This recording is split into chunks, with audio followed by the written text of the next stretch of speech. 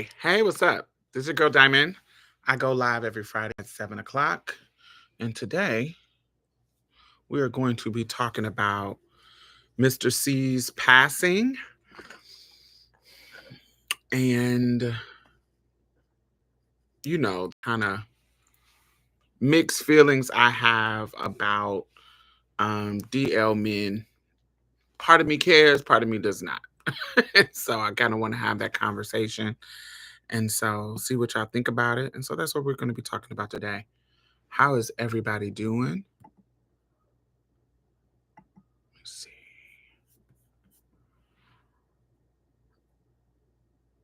If you don't know who Mr. C is, Mr. C is a DJ. I think he's best known, I don't want to say mostly known, but best known for discovering B.I.G., Biggie Smalls, in New York. He's a New York DJ. Why he's relevant to me, um, that is his claim to fame. But why I'm having the conversation is because um, I don't know how many years ago. It was a while ago, maybe 5. I don't know. I can't remember exactly when, but he was caught receiving oral sex by a trans or drag sex worker. Not 100% sure what's the nuance there, but he was caught getting some head, and because he's so connected to like the hip hop culture, because of his being a DJ, being from New York, discovering Big, putting Big on like a mixtape back in the day before he was famous, blah blah blah blah blah blah. He's connected to that kind of hip hop culture, and we know that in that culture, um, homophobic. You to be in this culture, you have to be homophobic. Like that, misogynistic and homophobic and all of those things. You got to be, and capitalist. You got to be those things. And so you getting caught getting some head by somebody queer is a shocking thing. So it was, it was made public. It was on all the blogs. So he spent weeks on all of the Black platforms, hip hop platforms, on an apology tour, talking about how he's ashamed and how he's not gay, but he just likes getting head from trans women. He likes trans women. Um, and all of these people were just focused on, are you gay? Are you gay? Are you gay? Are you gay? And he insisted that he was not. So that whole gag of conversation. And so that was a scandal. Since then, he has been kind of quiet. He was kind of blackballed from, kind of from culture. So he started doing his own thing, kind of, especially during the pandemic, doing his own thing around like DJing for the people and having his own particular little show, whatever. I didn't really want to hit him up after during the scandal because it just felt like it just was too much. But I did hit him up years later, sent him a message. He didn't respond, but I wanted to have a conversation with him that was kind of filled with some kind of care. I wanted to interview him and kind of talk about his experience, but with some type of care, like not emphasizing the scandal and sensation of, oh my God, he got he got his dick sucked by a trans person or a cross dresser or whatever. This is exactly how everybody was doing it. I wanted to kind of interview him, with some care, like with some sensitivity. Um, but the problem with being a small platform is that it doesn't have the seduction of like a big platform. Even if they're going to roast you and be late to you, at least it'll go viral and da da da da. However that goes, which never makes sense to me, but I kind of understand it. But a lot of times people want to tell their stories on these platforms that are really really toxic. But so I don't know. It's kind of weird to me. But so I try to give people a chance. Even like when Malik Yoba was kind of making his rounds, I was like, yo, come on the show. And they just don't be prioritizing shit. And so they'll prioritize these toxic platforms, but they won't prioritize trans platforms. But I have this problem with some trans individuals too, like trans celebrities. They'll go on these white people platforms or these toxic black platforms and break their neck to get on. But you try to get them on where people love you and people care about you, they'll, you know, um, they'll be bullshitting and lollygagging. um, so, so I tried to get him on before he passed away, but yeah, it didn't happen. So it brought these kind of these thoughts, and I want to hear what y'all thoughts are and share my thoughts as well, and then we have a conversation about it. So yeah. Let's see. Hey, Michelle, how are you? Naira, how are you? I think that's how you said Naira. Naira? Naira. Something. Hey, Magic, how are you?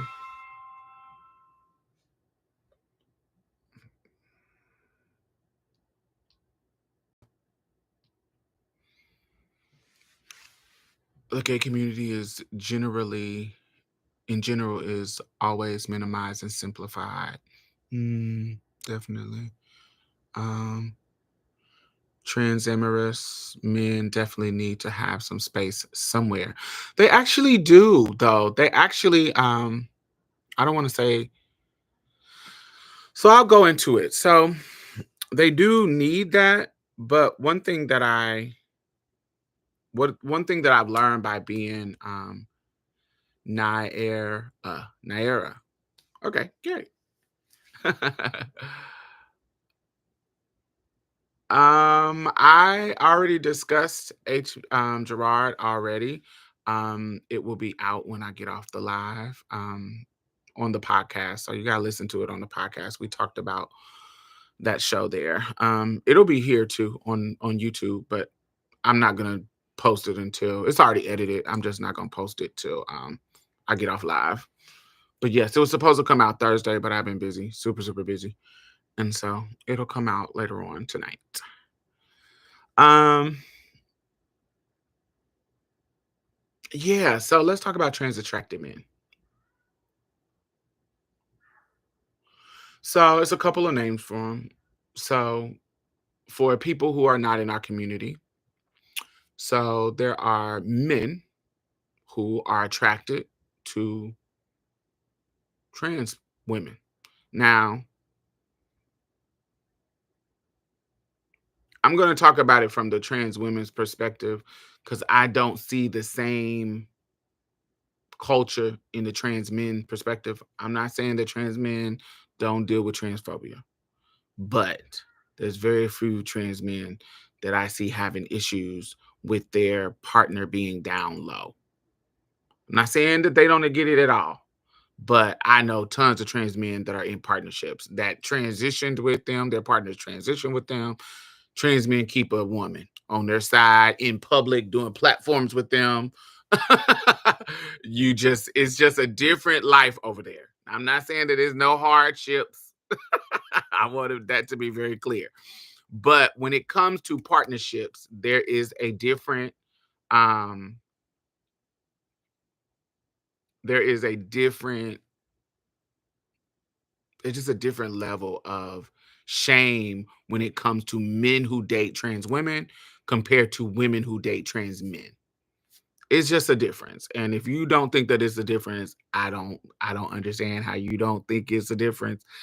I just don't. It is a difference. It's an obvious difference. It's obvious. And if you disagree, I think that you are, I don't want to say dumb, but you lack observational skills. so so yes, didn't get the notification. I'm sorry. Did you? I know you have, but if you just to remind everybody, in order for you to get notifications, you have to turn the notification bell on. Now, that doesn't mean you don't get the notification because sometimes the bell is on and YouTube is spicy and don't give the notifications, but they're petty like that. Um, but yes, so trans attracted men, meaning men who are attracted to trans women, along with, or exclusively to trans women, but along with cisgender women.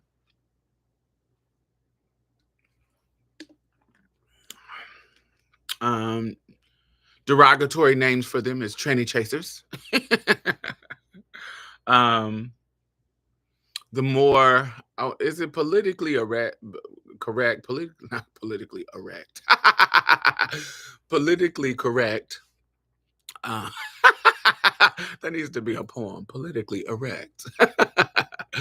um, I don't know if it's the politically correct term, but I know a lot of trans attracted men use it, and it's trans amorous.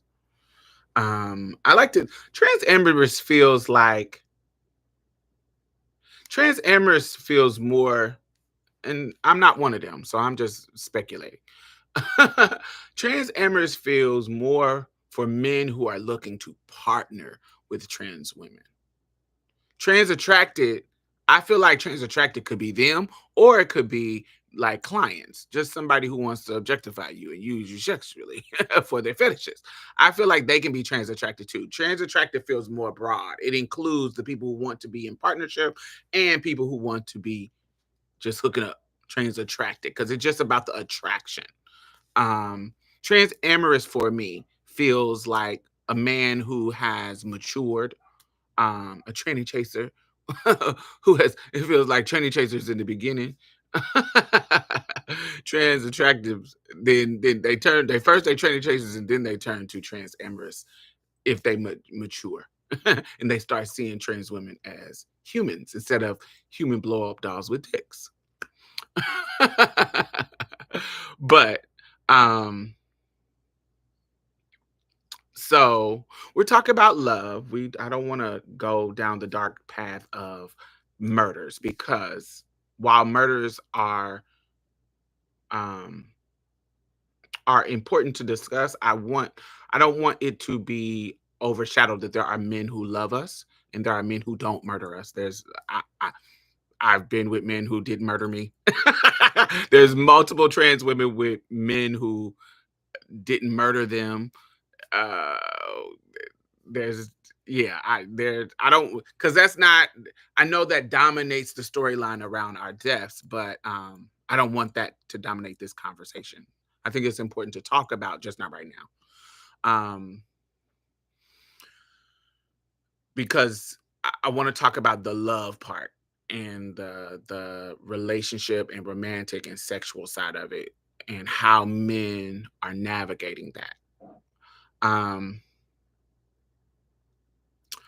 Diamond, where are you going, or where are you coming from in this lovely outfit? Sorry if you already talked about it. No, I actually sometimes when I feel like it, I put on some clothes for y'all. So this is a bodysuit and little necklace, little lipstick. Sometimes I put on a little something if I feel like that. I didn't go anywhere. I did go somewhere, but nowhere important. But yeah, I put on do something for y'all when I have time. But yeah, so I think trans attracted men who have advanced, who have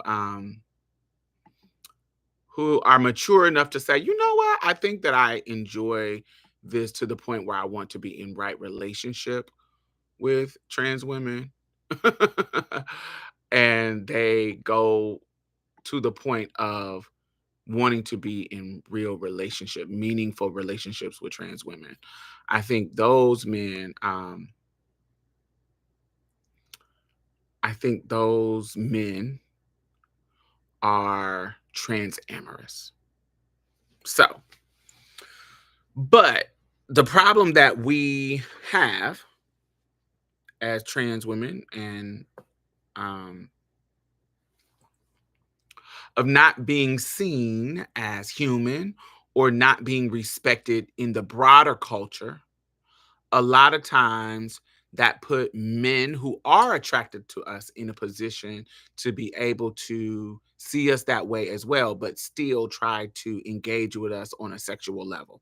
So you'll see men who, like Mr. C, who will, spend money to have these sexual fetishes, to enjoy the sexual pleasures of trans women. And there's some women who will charge them money, who will exploit that novelty, and survive from that novelty as sex workers.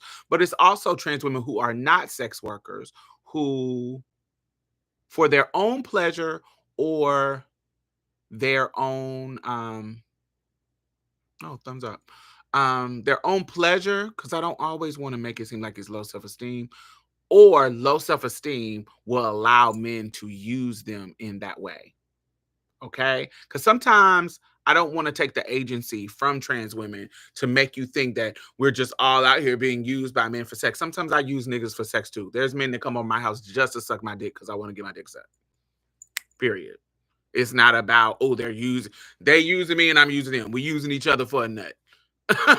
They got a fantasy of being dominated and or giving head, not even being dominated, but giving head, and I got a need to get a nut. And so that's what we doing. It ain't got nothing to do with me having low self-esteem or I don't feel good about myself, so I let men come use me. No, it's not that. It's because I'm a grown-ass woman with sexual needs, and there are some men that I meet that meet the physical requirement, and I get down with them. They treat me like I want to be treated. They take me out, do what I need them to do, or talk to me the right way I need them to talk to me.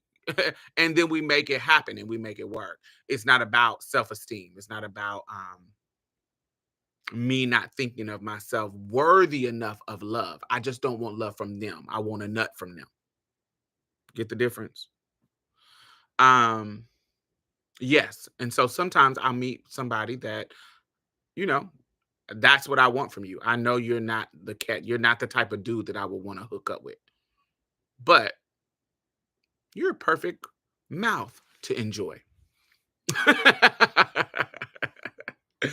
And so, but there are some trans women who, due to their lack of options, because we know all the systems that make people undesirable, they may not, um from the context of a trans woman, they may not be as passable. Sometimes that's a perk for some dudes, but sometimes it's not, and they don't have access to affection. They don't have access to, um because of the social capital that comes with beauty and the power that comes with that social capital. I want you to think about that. The power that comes with the social capital that you get when you are beautiful. There's a way that, as a attractive woman, you get to decide, oh no, baby, oh, we're not about to hook up if I'm not getting this. In the same way that a man with money, he may not be attractive, but he got money, so he can kind of make rules around how a woman engages with him. Right? You feel what I'm saying? Are y'all following me? So DJ Khaled, without money, could not make the choice. He could, but he wouldn't have a lot of options. He could not make the choice to be a nigga that don't eat pussy. Do you see what I'm saying? He was like, I don't eat pussy. But he has enough money to make that decision, and there'll be a woman who wants access to that life, that money from him, to be able to accept that he don't eat coochie. Do you see what I'm saying? That kind of flips. I don't want to say flips, it's a different thing, but you have that kind of power when you are beautiful as well. When you have a certain level of look, a certain level of attractiveness, you can say, "Oh, nah, my nigga, you not about to come over here and I just suck your dick." Just because you used to trans women letting you just give them head. Oh, I don't want to do nothing. I just want to get some head with the lights off and come over with my hoodie on where nobody can see me and just let you suck my dick. I ain't down with that tranny stuff, but I'll let you give me some head. Niggas will play you like that if you are a brick. They'll try to play you like that if you're beautiful. But if you're beautiful, you can be like, nigga, you got me fucked up because it's some tons of other options.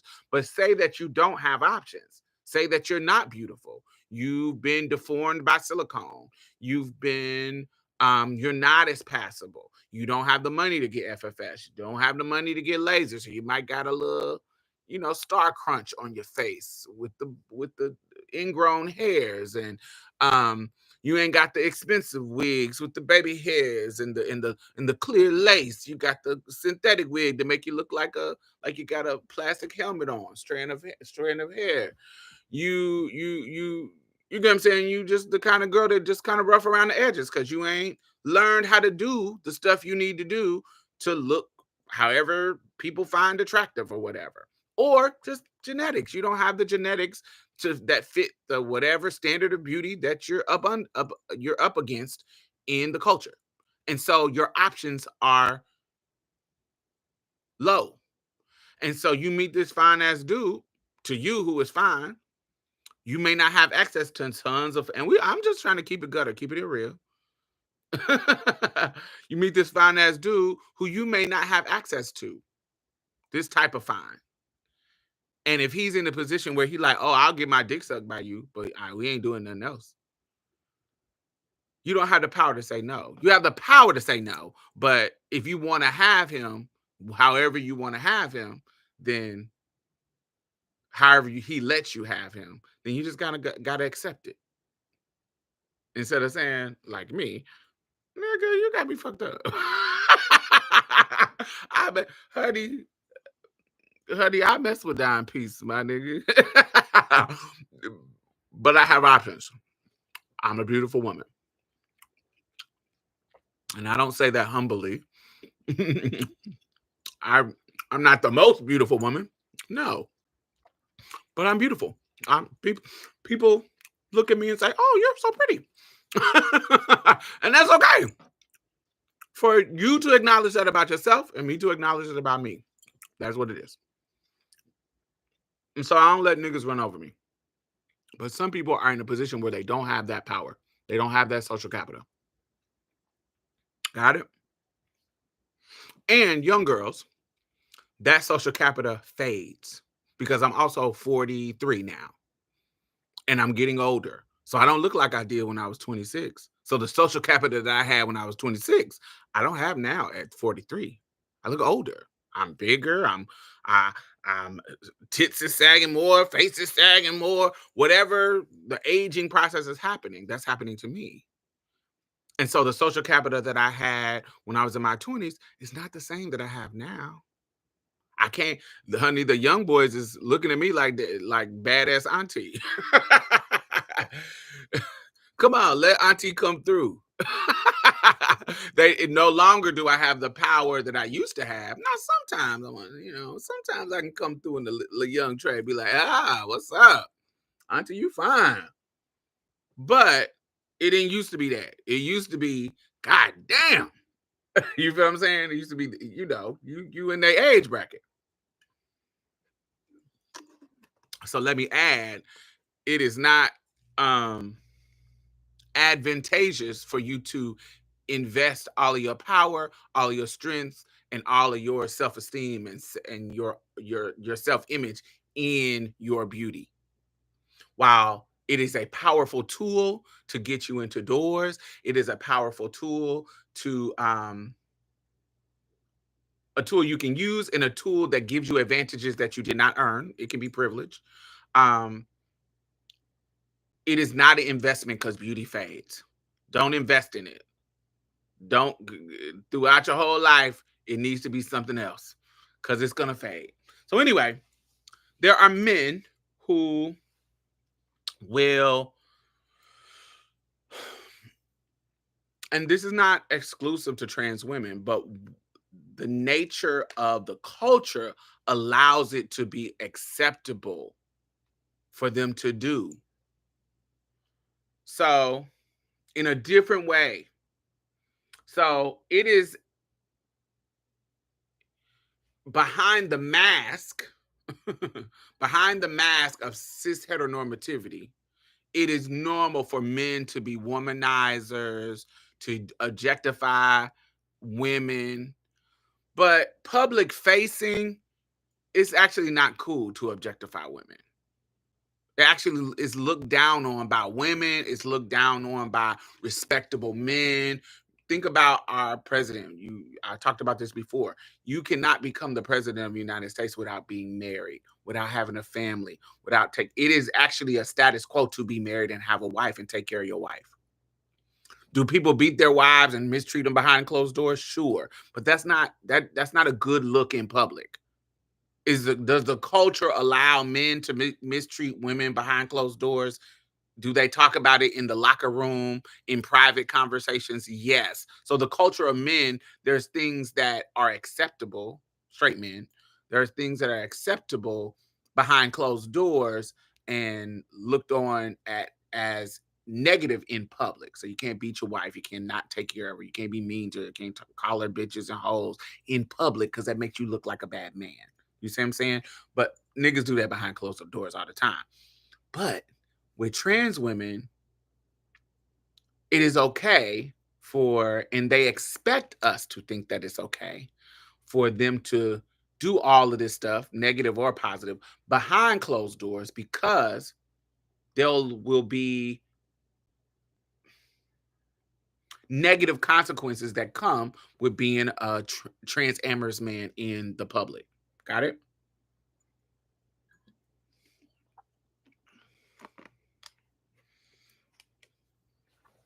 And so what they will do, they will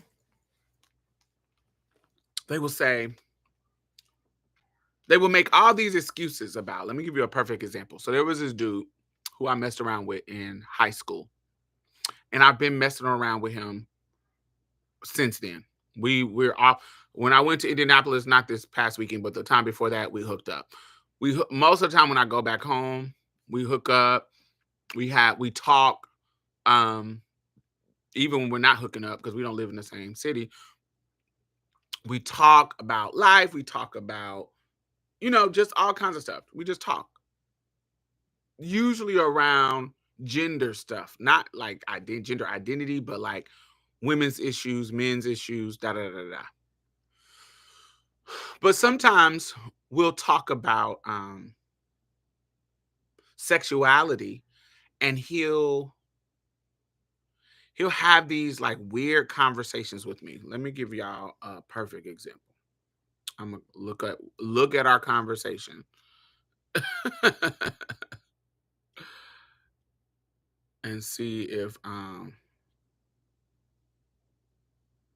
can find something.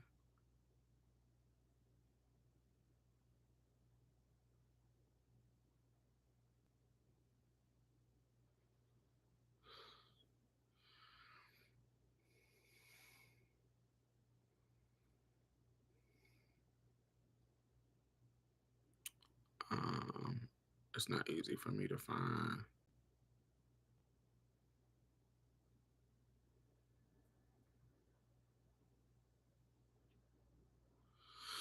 All right.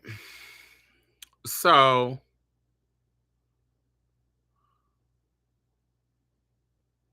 I want to read. Yes. So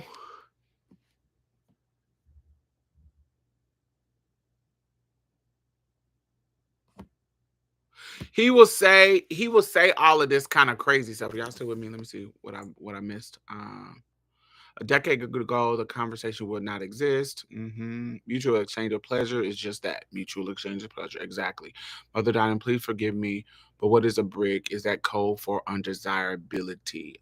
Yes. That is a derogatory negative term in our culture. That is for somebody, a trans person who, trans woman in particular. I usually don't hear trans men being called brick, but trans women in particular who are not passable, who are not beautiful, who are hard and kind of look manly. That's a brick. Um, Like looking, yeah, there's a hardness to them. They don't look soft like a woman. They don't look feminine like a woman. They look hard.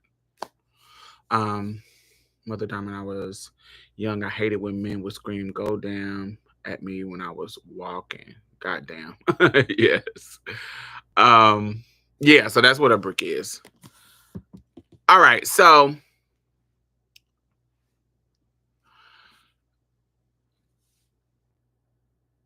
in this Mr. C situation, I'm gonna go back to him. In this Mr. C situation, when he died, most of the articles talked about his legacy as far as, what he brought to hip hop, being a DJ, blah blah blah. But every single one of the articles I seen, by the end, they bring up the scandal with him being caught with a trans person. And so it was kind of annoying me because it just was kind of annoying me. And part of me was, there was like a dichotomy in me that was like, oh, I should hate these motherfucking niggas, but I also want to protect them. And that's how it feels with trans attracted men, amorous men. There's a part of me that wants to protect them, and there's a part of me that does not, that wants them to be thrown under the bus and thrown into the spotlight and exposed and all of that kind of stuff. There's part of me that's, it's just a strange place to be. Um, and I was telling my friend, I said, I really hate that I have tenderness for these niggas because they definitely don't have tenderness for the women that they objectify. And this is particularly talking about the trans attracted or tranny chaser ones, not really the trans amorous, because I told you the trans amorous ones want to be in right relationship and they kind of are public facing, most of them. Many of them, I want to say most, many of them. They are in relationship, in public, going out, being in relationship with trans women. I'm talking about the ones that are just sexual, the ones that are just using us for fetish. Because what happens is they'll get exposed, and then it is trans women that is in the comments, that is defending them, that is giving context and all this kind of stuff. But if when the trans woman pass away, they are not in the comments defending us. They're not in the comments defending us. They're barely in the comments because they show shame and don't want to be seen as trans attracted, that they kind of stay away from the conversation. They don't even they don't even fight for themselves. So I know they're not gonna fight for us. They don't fight for their own rights to be. Like just to be, just to like and enjoy whatever they enjoy. You see what I'm saying? They don't even fight for themselves. They don't even fight for their own, um to stand in their manhood, to stand in their choices proudly. They don't even fight for that for themselves. So of course they're not going to fight for us. And I don't see them in the comments when trans women die. I don't see them in the comments saying anything positive. And actually, if they're not silent, most of the time they're silent, don't even join the conversation. But if they join the conversation, some of them be just as transphobic as the other people who are not into trans women. They'll be in the comments saying some of the wacky shit, and I'll be like, nah, no, I just hooked up with you a couple of days ago, and here you are defending some transphobic shit. Now, if I get in these comments and get to wearing you out, you feel some kind of way. So that happens to me a lot with my friend. They would not, he doesn't say transphobic stuff or homophobic stuff, but he will let his people who don't know that he's trans attracted be in the comments going reckless. And I'll be in the comments going off on them. And I be wanting to say so bad that your homie been messing with me for years. But I don't really want to, because they be acting like they don't know trans attracted men, And it's because your ass is in the fucking closet or hiding or keeping that a secret. So they don't know that they have trans attracted men in their lives and in their circles. And you allow them to do that because you don't want to defend the situation because you don't want your business out there. Y'all will shame and trauma us in private, be on the down low, lie to us, lead us on, but we will be defending y'all to the death. And so he will hit me up. I remember, like, say that he has sometimes they'll go through these processes where, whatever the guilt and shame that they're feeling in the process of like dating trans women or being in the cloud, whatever the guilt and shame that weighs heavy on their heart, whatever that is, they will be, sometimes they need somebody to vent those issues and those problems to. Okay. And so they will be talking to us almost like we're their therapist. Now, I know I'm not the only person that go through this. And so can you ladies, if y'all are trans, can you chime in? Because I want to know if y'all go through this too. Sometimes the dudes will use us as therapists and want to talk to us about the politics of being trans attracted. And they need confirmation. They need the language. Tiara says she charged more for that. They need the language. They need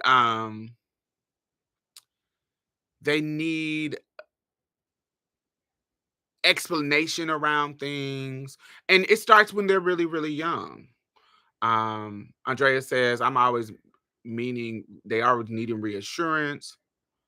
How straight they are, it's exhausting. I end up being a therapist for other stuff as well. I always look at them like they are crazy and walk away.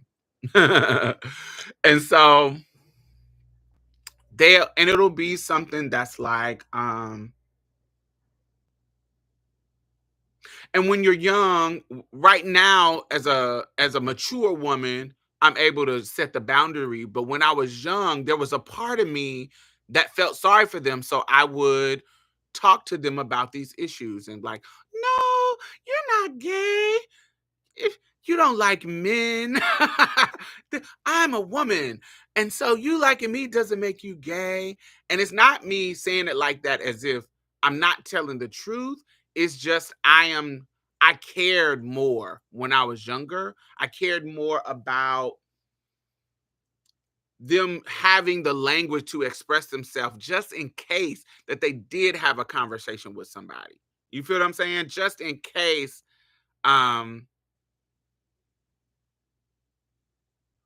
they needed to express how they felt to somebody else that wouldn't invalidate me. Because there's a lot of trans attracted men that will be saying shit that really invalidates trans women.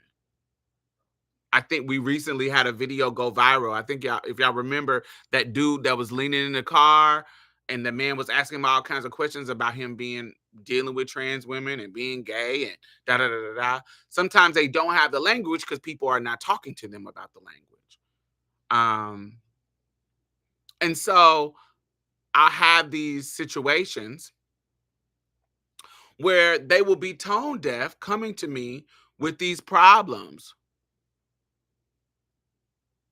And they're talking to me like, oh my God, I can't, these women don't allow us to tell the truth to them. Or you can't just be real with your niggas about this type of shit, blah, blah, blah, blah, blah, blah, because you'll lose your whole family. You'll lose your job. You'll lose everything. You know what I mean? Like, you know what I mean? You see what's happening out here to the LGBTQ community. And in my brain, I'm like, how tone deaf do you have to be? You're talking to a trans woman who transitioned in 94. When it wasn't this past decade, this new trans renaissance where we got shows and we got all these amazing things. Back then, we didn't even have fucking Jerry Springer. That came later in the 90s. So you're talking to someone who has lived their life on their own terms, dealing with the fire for decades, 25 years now. You're trying to get me to sympathize with your plight as somebody who has paved the way for people. And not just, oh, I paved the way for the whole trans community. We all are paving the way. Wherever you were a trans person at, you were paving the way for another trans person to come behind you or another queer person to come behind you. You were paving the way too. And so we out here paving the way for people to be themselves. And you want to act like you can't be yourself? Like, nigga, you can be yourself.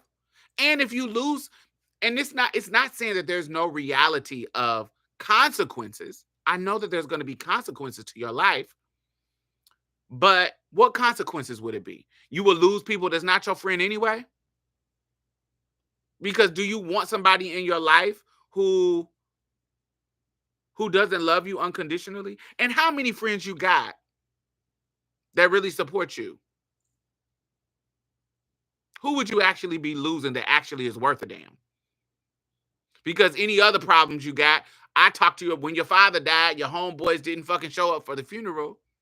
So are they really your friend? But you hiding your identity, or not necessarily your identity, or your sexuality, or your whatever you like from them, and they don't even show up for you for shit that ain't got nothing to do with nothing.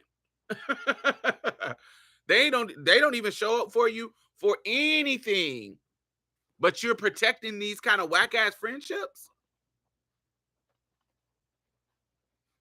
Thank you, Miss Lilac. That's what you, does that make sense? Because most of the time, the people that you're talking about, they ain't your real people anyway.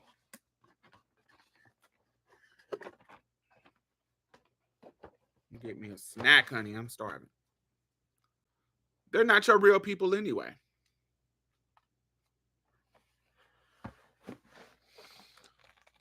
That was the true compassion. I don't know if it was compassion either. There was a selfishness to it too. I just didn't want them out here talking reckless about trans people.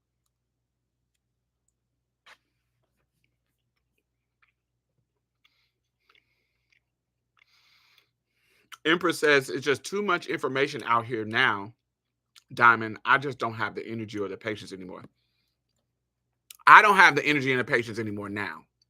But I remember being in my teenage years in the 90s, trying to give boys the language, teenage boys that was my age that I was messing with, to give them the language. And in my 20s.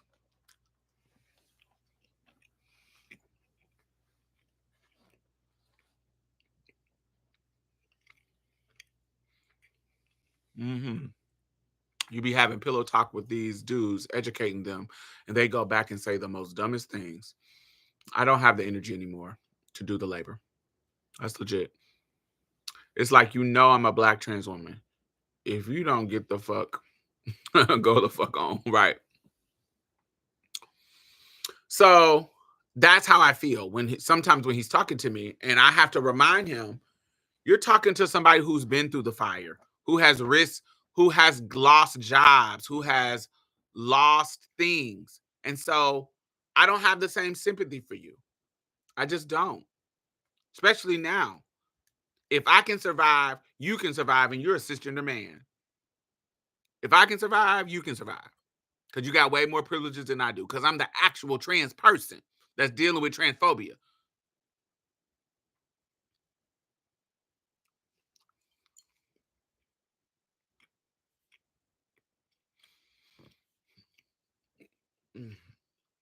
Jerry Springer was the worst thing for trans ladies, in my personal opinion. I don't think it was the worst thing.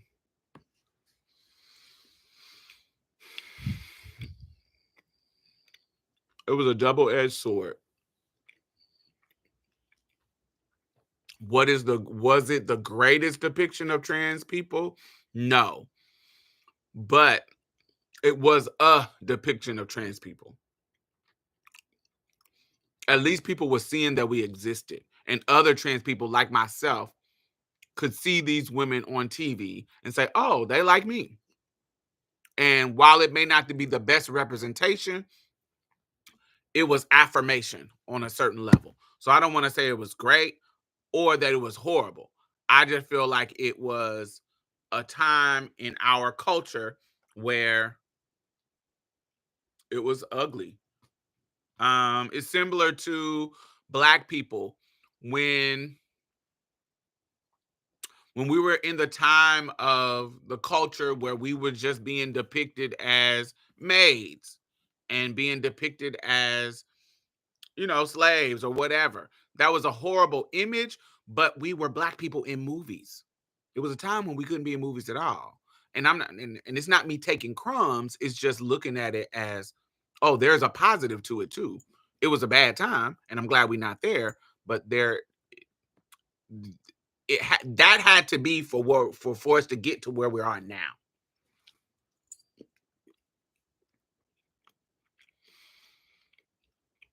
Okay, Jay says an old friend that started out as a piece of trade passed away. I talked to his child's mama, and she said how she stuck by him through everything. She caught him texting a faggot, and that faggot was you. That was me. And they know you are queer as hell. This disheartening because I was about to start dating openly bi men.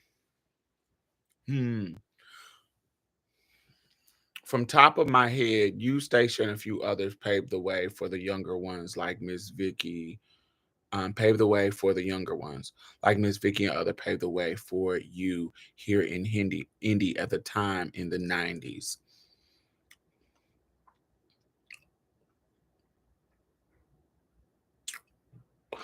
I don't consider Miss Vicky. Miss Vicky was older. This is an interesting conversation about paving the way.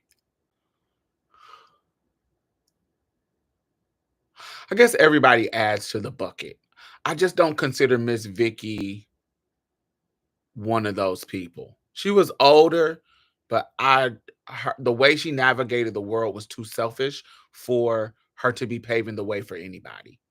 Um, I fuck with Stacia, yes. Who else? Sandra, Sizzle and Sandra. We're being specific to Indianapolis. Sean is from my city. I don't think Miss Vicky Chatterfield was that. Not for me in particular. I don't feel me and Vicky ran in the same circles for her to pave the way for me. Any door that there's a couple of things. For example, the quote unquote gay school was Broad Ripple. Okay. So there was many a girls who went through Broad Ripple. So they were paving the way in Broad Ripple. So for example, Stacia went to Broad Ripple. Zori went to Broad Ripple. Bella went to Broad Ripple. Ty went to Broad Ripple. There's a lot of girls who had went to Broad Ripple. Okay. There was no trans girls that went to Arlington. I was the first. So in my school, nobody was charting the land. There was nobody paving the way for me at my school. Now in the city, sure, I respect the Stacia. Stacia was out here working, doing her thing. She was out here. Terry Baptiste had her at the fashion shows. Stacia is to who I feel like. I'm trying to think. Stacia, I'm trying to think of all the older girls that I feel like paved the way in the city, in like doing city things, going to events and being out in the world. Stacia, Reese, Sizzle and Sandra. Sizzle and Sandra was working at Methodist Hospital, riding the bus, going to work. She was doing a bunch of shit that I saw her making it more comfortable for other trans women in the city, just based on her navigating the world. I didn't see that with Mixed Vicky Chatterfield. I didn't see that with her. I didn't get that Miss Vicky was too standoffish. She was too secluded. I didn't see that with Vicky. Um, yeah, I didn't see that with Vicky. But as far as Sandra, Bella, me and Bella was the same age, so I don't consider her pathing shit. But Stacia, Sandra, Reese, I knew about Reese just by I heard about Reese through niggas, like her being just a badass trans woman tipping through the street having a trade. I heard about Reese, so she's undeniable in the sense of her making a way for the girls. Reese, Stacia. I'm trying to think of somebody else that's in that older range when we were teens and they were in their 20s. Stacia, that's it. Stacia, um, Sizzle and Sandra. Now, if we go older than that, you can get into some butch queens. Like you get into Miss Goodall, Miss Reese, not Miss Reese, Miss Ridley. I'm talking about in my particular city. I ain't talking about like nationally on TV. Um, that would be a whole different conversation. But I'm talking about in my city. That's the ones. Yeah. Miss Goodall, Miss Reese. Zori was similar. Zori was like 2 years older than us. But Zori, at the same time that we was lighting up Shortridge, being gay as hell, Zori was lighting up Forest Manor. Forest Manor. But Forest Manor she was by herself. So she was paving the way at Forest Manor. We was hearing about, I don't want to dead name her, but you Sean, you know her dead name. We were here, this is before her transition. We were hearing about that name because has a very interesting name. We was hearing about that name around the city. It was making impact. Zori was making some impact in the city. So I also respect Zori in that regards too. Zori, we was hearing about Zori at a very young age, pumping through Butch Queen. And then when she transitioned, it got worse. Not worse as in negative, but more impactful.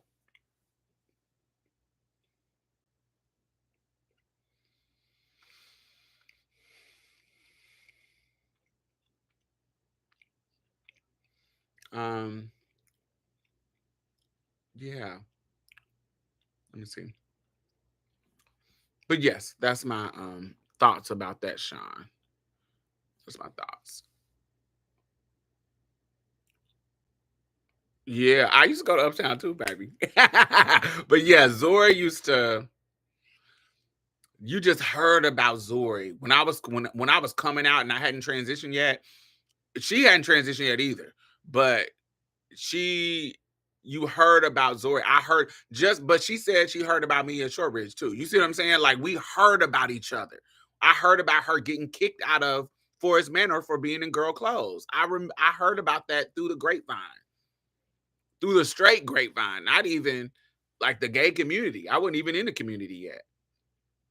It was straight people talking about Zori getting kicked out of Forest Manor. And then we hear about when we started getting older and we all had transitioned, we start hearing about Stacia being at the fashion shows. Then Bella come behind her.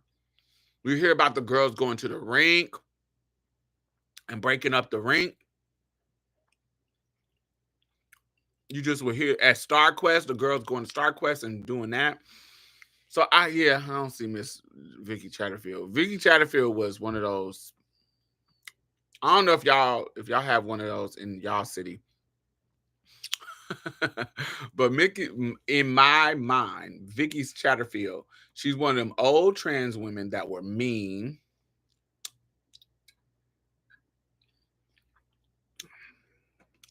They were really catty. They were And Vicky Chatterfield had a whole damn like Vicky Chatterfield was an urban legend. She had fucking rumors about her killing one of her friends in a car accident where she survived the accident, but one of her friends didn't survive the accident. And it was the rumor that she did it intentionally.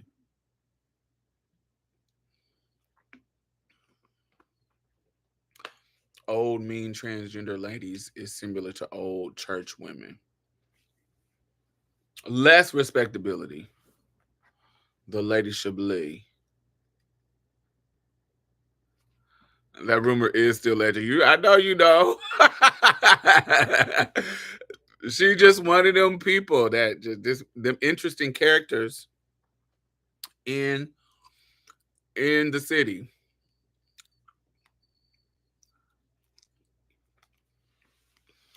But she wasn't helping the girls get through, honey. And maybe I just didn't know enough about her, but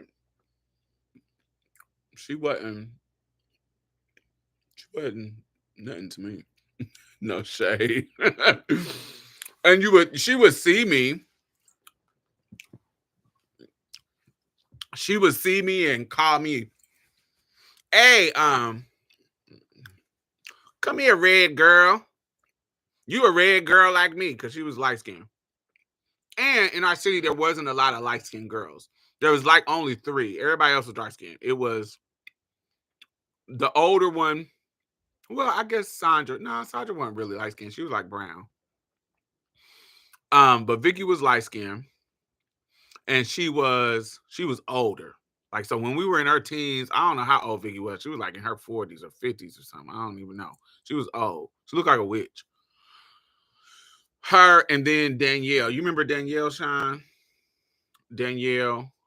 But Danielle was kind of, I don't even know if she transitioned or not. She probably is a boy now or something. But she just had long hair because she was mixed. She was biracial. So she had real long hair. And so at the time she was trying to be a trans woman, but I think she done went back. I think she done detransitioned. Um, and I didn't really see too much of her after the 90s. I didn't really see too much of Danielle. I don't even know what happened to her. Um, but those are the only light skinned girls in the city, especially once Reese died. Reese was a light skinned girl too. Um, so Vicky would say shit like, "Oh, you should be my daughter since you light skinned." I'd be like, "Bitch, I'm not no motherfucking daughter. I'm not nobody daughter." We're gonna get back to it. I'm not nobody daughter. There was this whole little issue when my people come in the room. I gotta chat with them. There was a whole issue with me when I was younger that um I wouldn't be.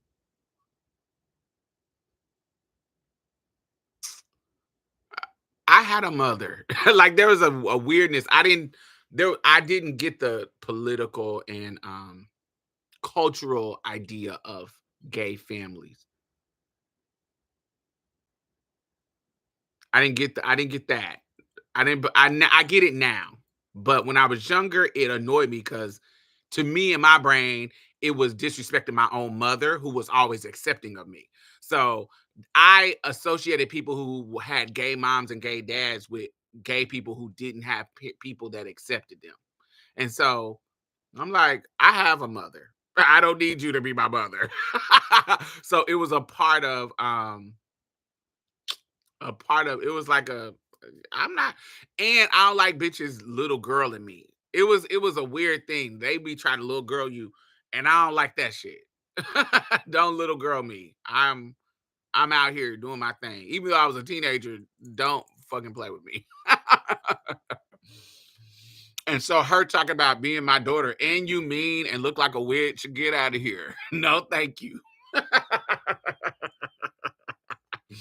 No. So never. No, thank you. Mm-mm. I don't like people niecing me. I don't like nobody. You ain't no. I don't like none of that. Don't niece me, don't daughter me, don't do that. That's late. um, do you remember Andre? Oh God. I think Andre moved to Chicago or New York or somewhere. Andre lived off of he lived in that tall building off of 34th in Meridian, not the Frontenac, which was on not 34th. I think it's 36. So the Frontenac was on like 35th, and then the next street is 36. It's right when you if Short Ridge is if you're going up Meridian and Short Ridge is on your right. When you pass that football field, that track field, that track course, that track is it football or track? When you pass that on the right is this tall building right there on 36 in Pennsylvania. Andre lived in those. I thought his name was not, it's not Andre Key. I think it's Andre. I don't remember his last name, but Andre was an older Butch Queen that used to let us come over his house. We were teenagers and we used to come over his house and be able to be super gay. I have mentors and mentees.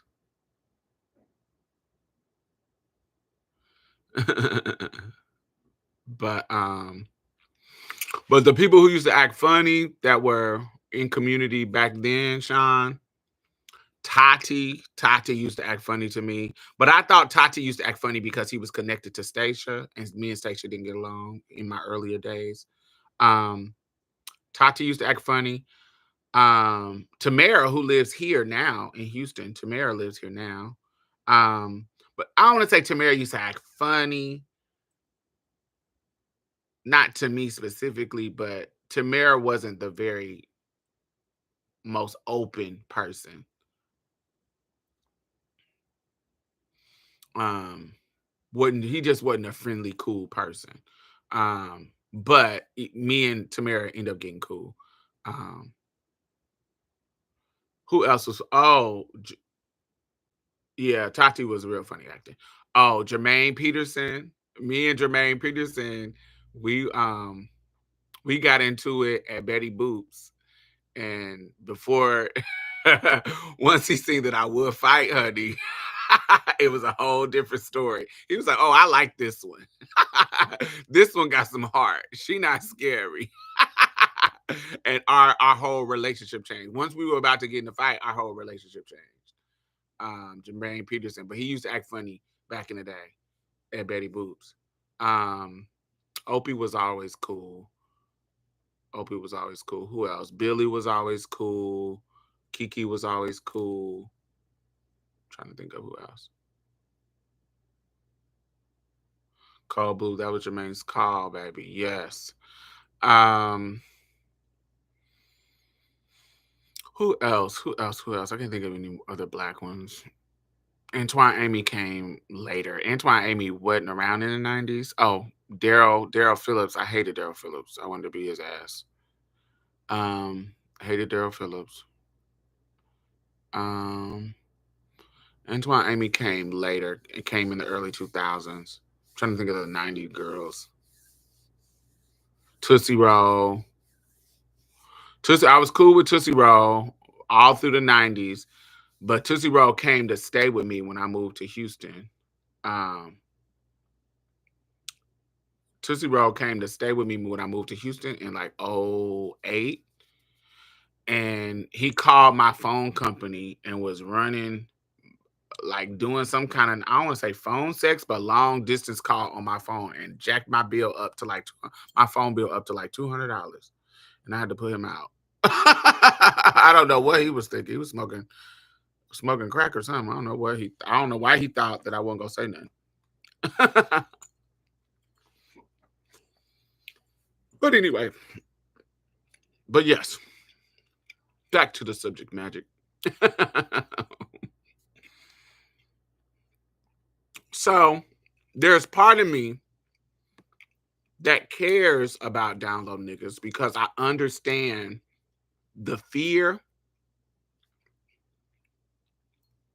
But as a trans woman who has gone through the fire, I don't understand the fear because there's people out here who would support you. It's people out here. But the problem is they don't want to be considered gay because most of them still like cisgender women. And it will ruin their access to cisgender women.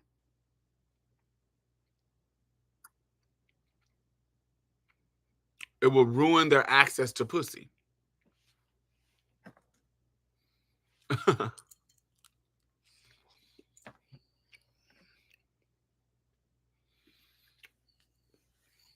But in the cis-het community, there's no such thing as bi. You either straight or you gay.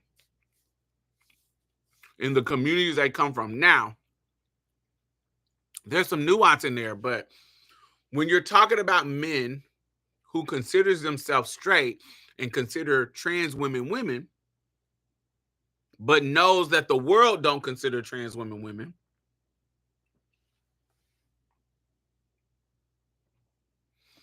well, this is 2024. And there are definitely some people who care. I don't even know who you're talking about. I think less people care now, but you're not going to get to the high level without people bringing it up and caring. If Kendrick Lamar, Drake, J. Cole came out and said that they were into trans women, it would shift their career. People care. Even now. You can't be at a certain level and have mass appeal and not have any consequence for admitting that. I don't want to be naive about that.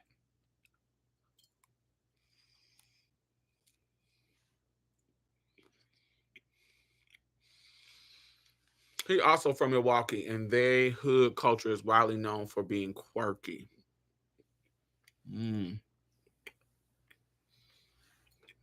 I know some people from Milwaukee, but not enough to judge the culture.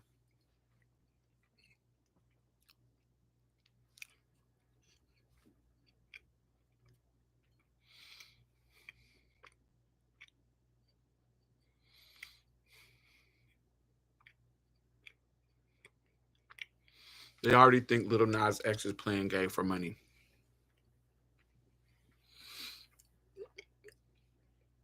But also, because of culture now, we don't give room. Because think about it. Think about the Malik Yoba situation.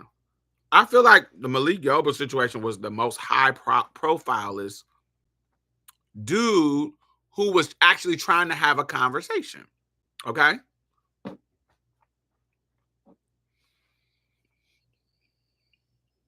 But even how that was handled, it was fucked up.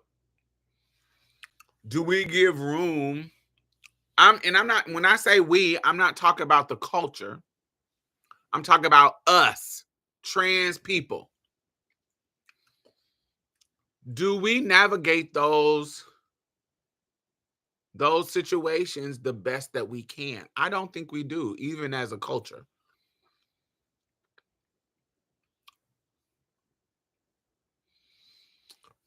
I see Tyler the Creator as playing gay for money, not Little Nas X.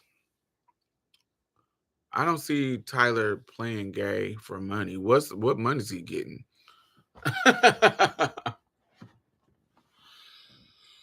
Carmen confused me in the whole mess. Child.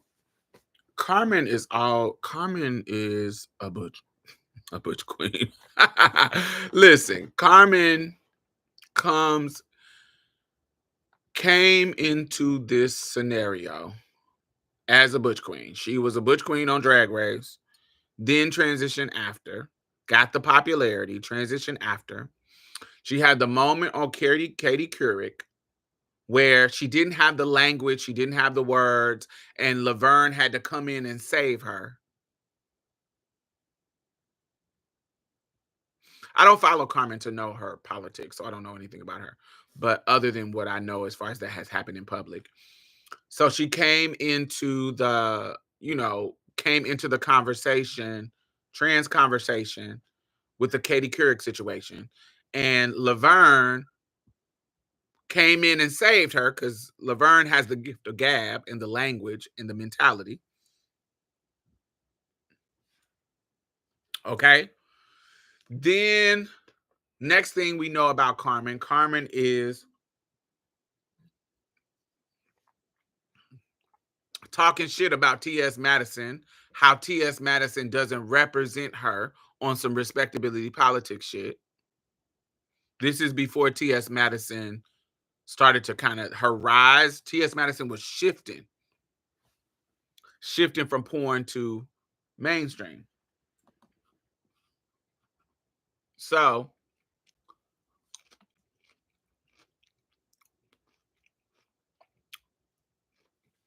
but I didn't like how she was playing Madison on some respectability politics shit.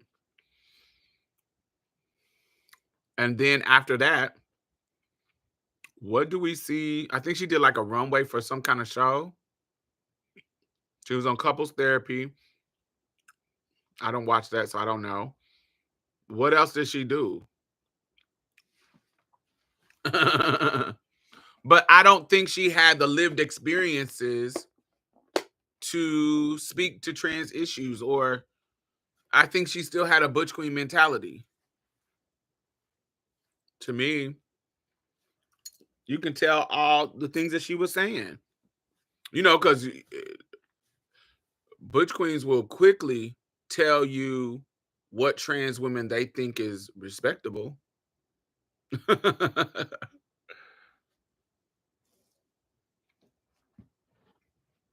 don't know. I just think she's weird. I don't know what her politics are in regards to begging Victoria's Secret to let her walk. I remember that too. That was a fail. Yeah, I just don't think she had the lived experience. She had the popularity, and because she was pretty, because she was pretty, they were all ready to have her, you get what I'm saying, ready to make her the token. You feel what I'm saying? They were ready for that. But I don't think she had the brain for it. That's why we don't see her anywhere. She's taking whatever 15 minutes of fame that she can do. I don't think she had the brain for it. I think she wanted to, but I don't think she had the brain for it. I don't think. She wasn't like a Angelica Ross or a Laverne, or they got brains that they got to get the gab, they can talk, they can, they have the mind and the hustle spirit to kind of do more with the amount of visibility that she was given.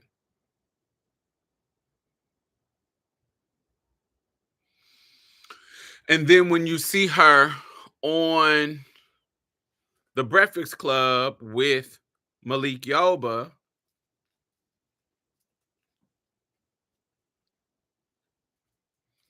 I think he probably was one of them dudes that, dealt with the Latinx girls.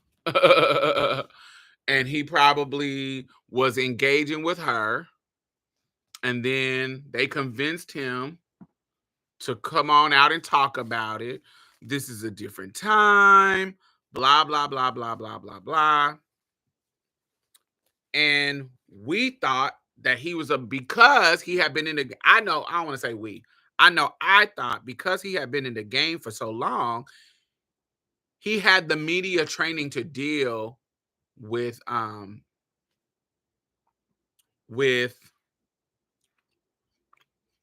heat. I'm like, dude, you've been in the game for a long time. You should be able to know how to pivot and have good conversation. But he failed.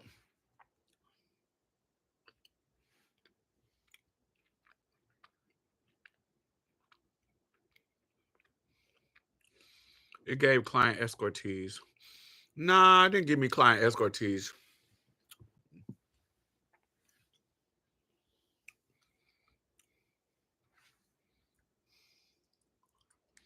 But it gave, this is what it gave me. It gave me a trans woman looking for opportunity. So I'm going to sit and support you and see how this turns out. And if it turns out good, then we're going to be this couple, this trans, openly trans couple, and see how we can make this work. I think that's what Carmen was trying to do. Because soon as he started to get any kind of backlash, what did she do?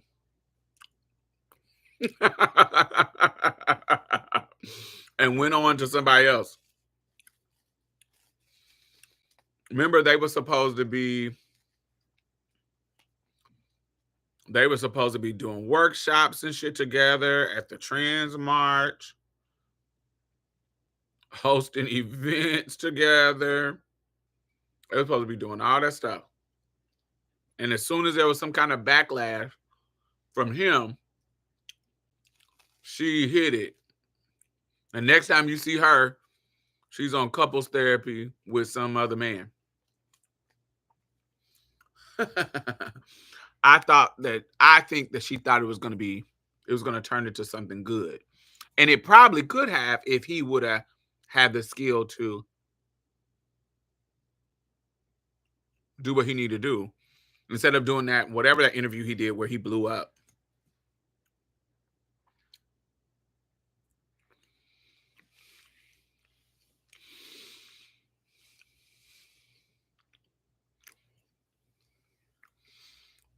So what do y'all think about the Dwight Howard situation? Because the Dwight Howard situation, not the situation he was in, but how Dwight Howard is navigating now. What do y'all think about that?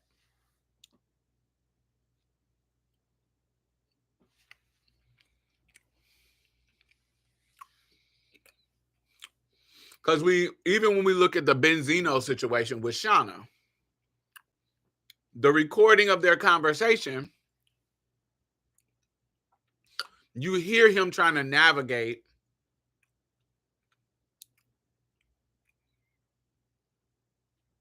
his image to the world.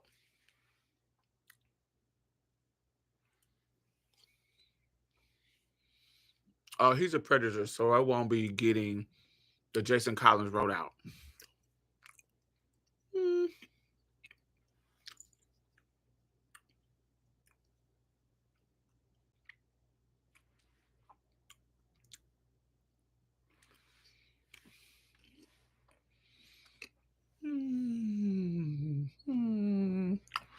I don't know if I believe that. I wasn't there, but I don't know if I believe that he's a predator. It was given a setup to me to try to get his coins.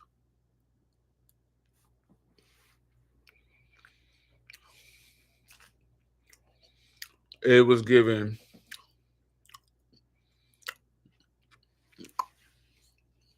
you knew what was up, but you wanted to turn it into a blog fiasco.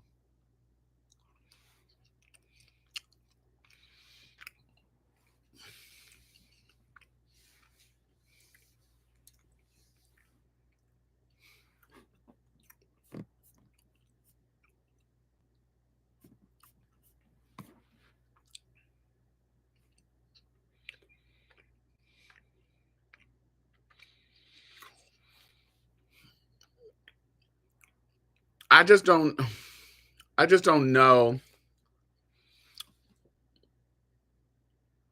how a black man could navigate it. Other than just fucking standing on your own 2 feet and saying, yo, this is what I like, fuck you.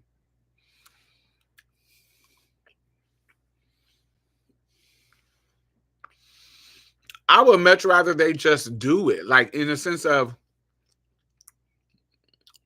I ain't even doing no interviews about this shit. this is my wife, this is my girlfriend. I'm gonna bring her on the red carpet, or I'm gonna be out with her. I'm not having no interviews about the shit. It is what it is. Talk about it however you want to talk about it. I feel like that'd be perfect for right now. But I feel like eventually we need somebody who can speak to the issue.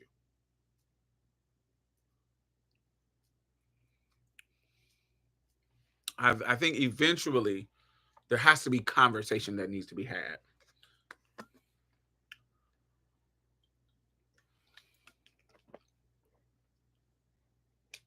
I thought it was going to be Malik, but apparently not. So I'm still waiting.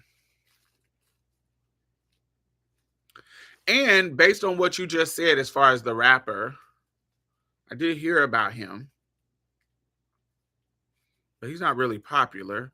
And they were making jokes. How I heard about him, they were making jokes about him. So it wasn't like it was just like, oh, nothing happened. They were making jokes on Twitter about it. Like the rock star guy you talked about before. Yes. Lou Reed. Side note, his wife is trying to put his thoughts into an AI robot or something. She's being real weird.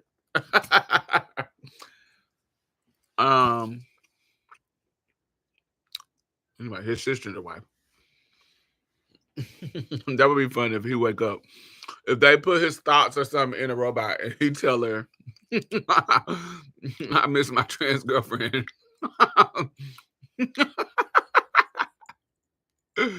That is so funny.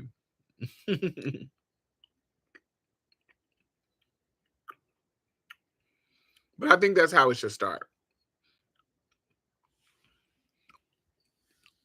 But I also think that they should prioritize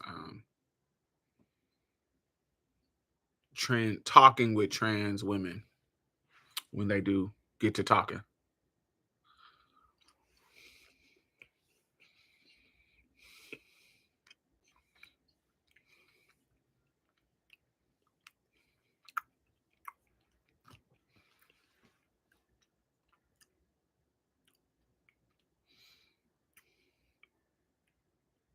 What do y'all feel about them bringing up the scandal in his like articles?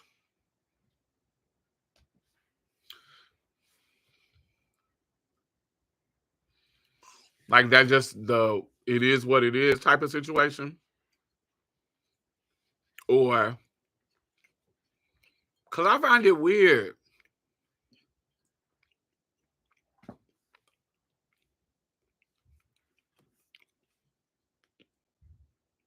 I don't think it's appropriate. When y'all can just talk about his legacy and his career. Why are you bringing up the scandal? Is that normal? Do they bring up the scandal of everybody? But I guess like, oh no, I was about to compare him to OJ, who passed away. But you can't talk about OJ without talking about the scandal of him killing Nicole Brown. I mean, I guess even though he had a popping football career, I don't know. Is that normal? So bring up the scandals and I'm just tripping?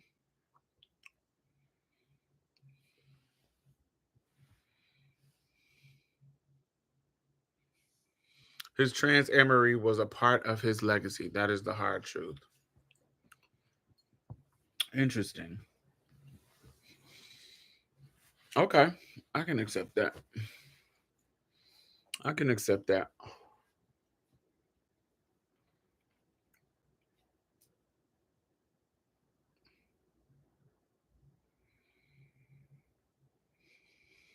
That's sad though. Sad, sad, sad, sad, sad. Especially during the back half of his life. Yeah, because he got blackballed and banned for events, apparently. He definitely started to see the consequences. So okay, we see that there was some consequences, okay, of him being.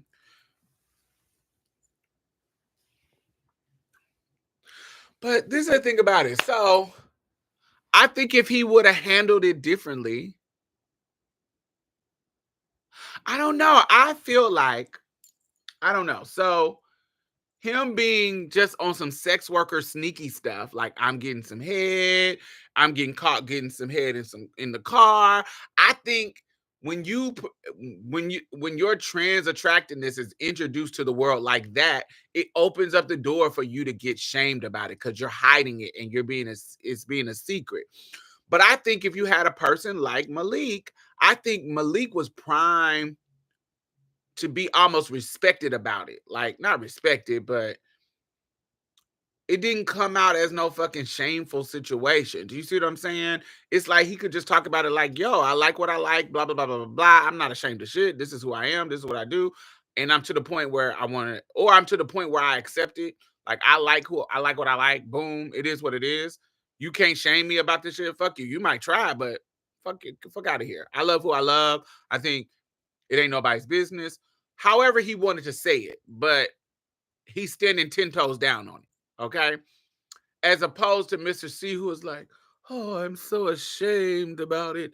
And it's embarrassing. And oh no, I'm not gay. I just like to get, I'm just freaky and I like to get head by trans women. And oh, like that made it worse. I feel like that made the situation way worse.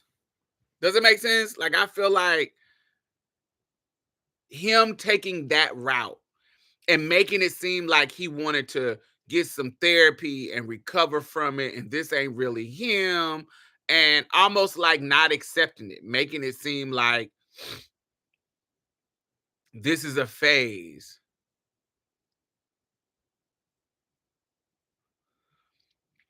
Like this is a demon on my back. Like, oh, I just don't like that mindset of it. And I think that mindset opens you up to be it's just a different level of respect that somebody will have for you. Whereas if you somebody who is like, man, I like what the fuck I like. And this is who I am. This is who I like. This is who I love. I got into it because of this. They might have questions. He because became apologetic instead of owning who he is and what he likes. Yeah. When you become apologetic and making it seem like, oh, I would just want to say sorry to all the people that I disappointed. What? That type of shit. That's a different vibe than, oh, this is what I like. I'm a grown ass man. I can like you ain't gotta like it, my nigga. But I'm a grown ass man and this is what I like. This is who I like, who I love, and who I'm trying to be with.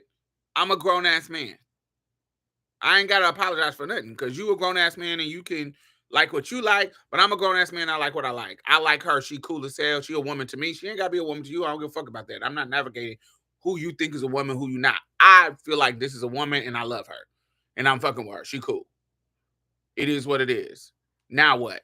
When you put it like that, can't nobody do nothing but respect it.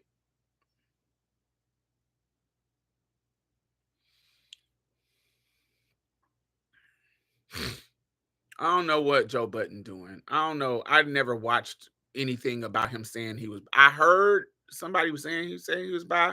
I don't know what the T was with that. I didn't. I don't know what was said. I wish somebody had a clip to play it for me.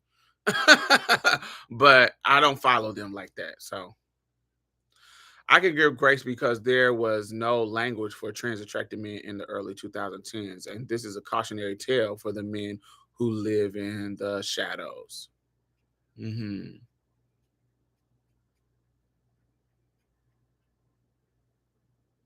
When you don't speak, everyone will get to determine your legacy. Boom. That's my regret because if you like my homegirl, she got like some connections in the community and she had contacted somebody who in his camp and it was very much like, God, we waited too long because now you're dead and I can't talk to you. But I had hit him up, but He ignored the message.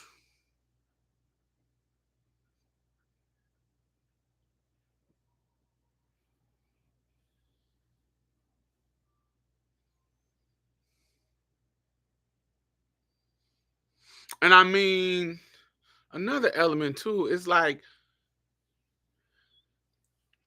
I don't know, I feel like the dudes, like the people coming out of the closet, I don't know, like the Wayne Brady shit. Like I feel like soon as they come out the closet, honey, they getting awards and and being in shit and getting platformed about gayness and I'm like, why y'all don't do that? Like, I mean, because it just feels like it'd be gay light. Like it'd be like an acceptable. You know how people fetishize mask for mask gay men? I feel like they do that for them too. I feel like they will do that for them. Well, apparently he was in the closet because he just had a year of coming out. He just came out officially, so clearly he was in the closet.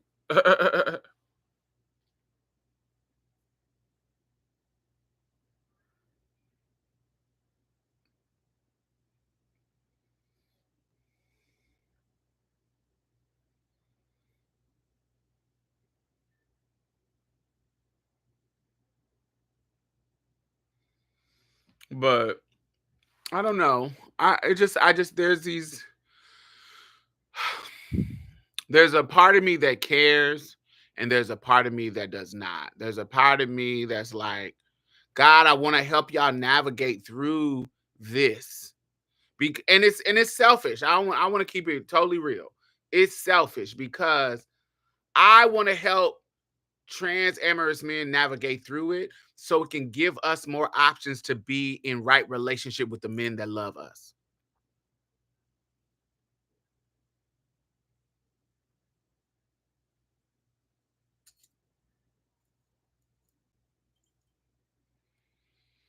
Do you see what I'm saying? Like it's part of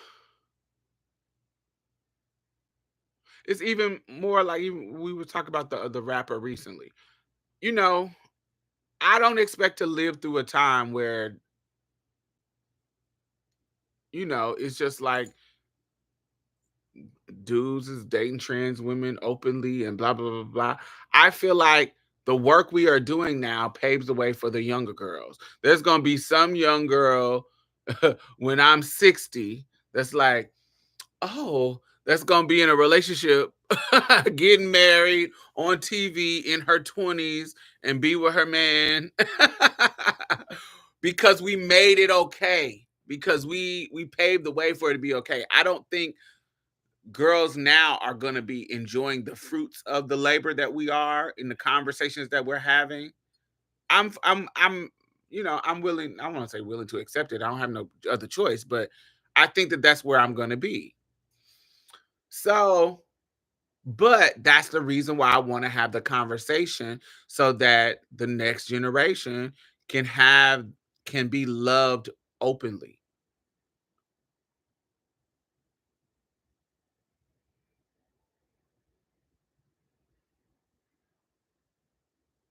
Make sense?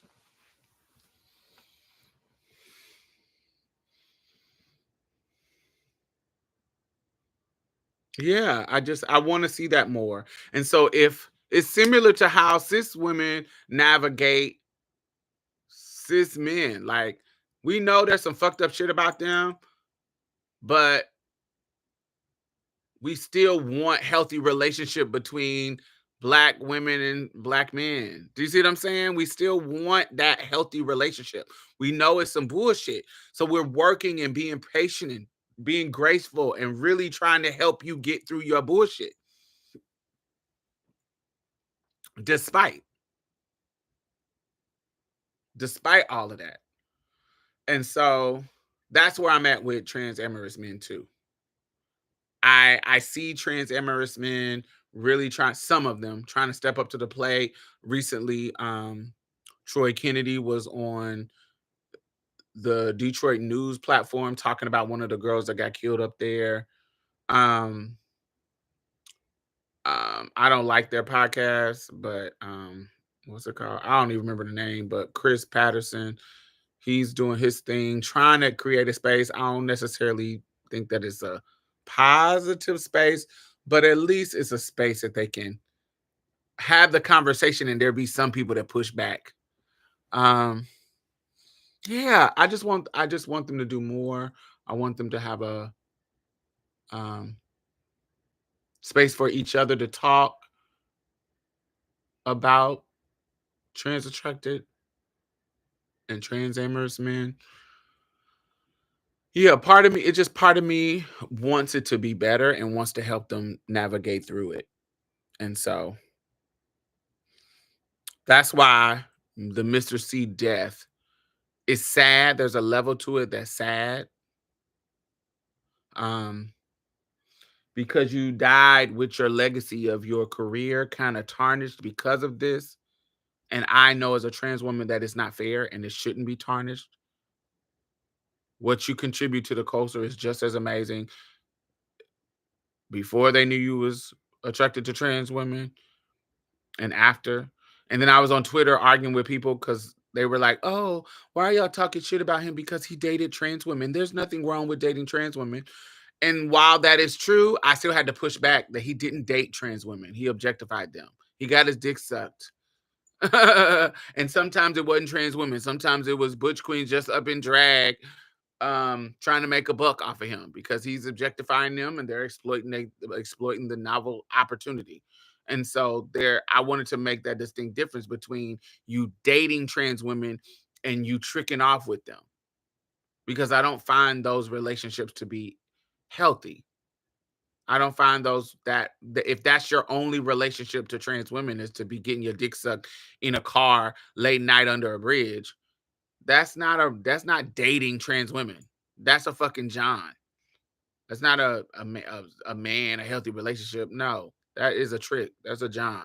And that's not even, yeah, that's not something to celebrate.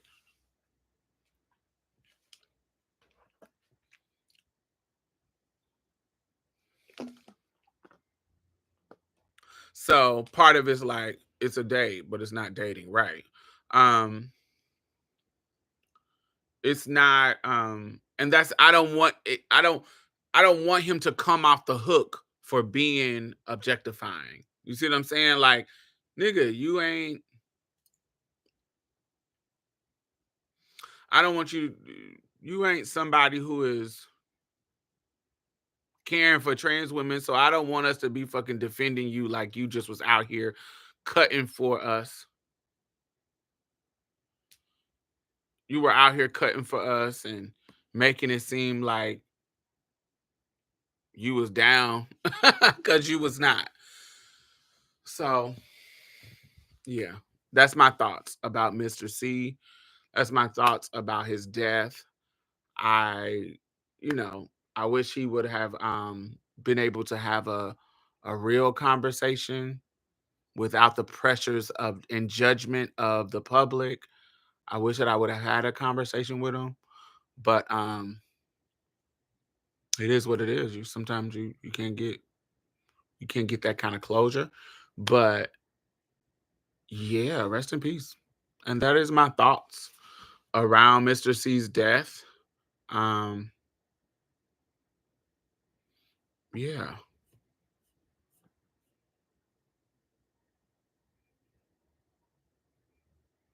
yeah.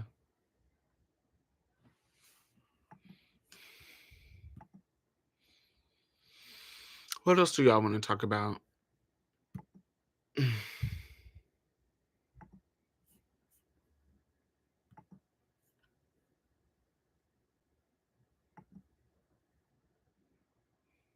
we go. Bimbo Winehouse, not even trans, so them being able to do this much damage on behalf of trans women is crazy. I don't follow Bimbo Winehouse. I used to for the fun of it, but then I had to. I don't remember why I stopped following him, but it started to get weird. It might be in some transphobic stuff, but it started to get weird. What is he doing now, and what damage is he doing? Is it something new that I don't know about?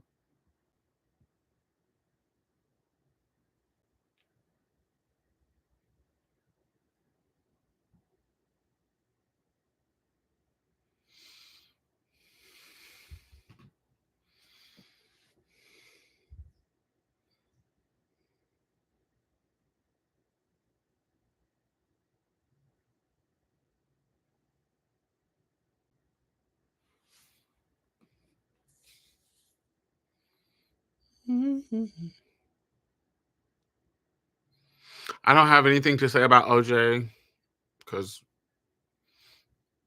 it's nothing to. It's OJ. Who cares?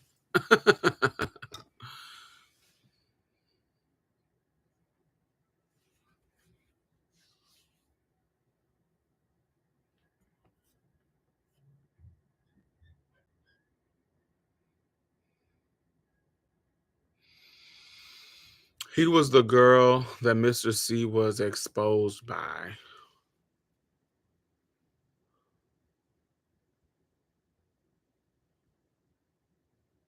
Oh, I didn't know that.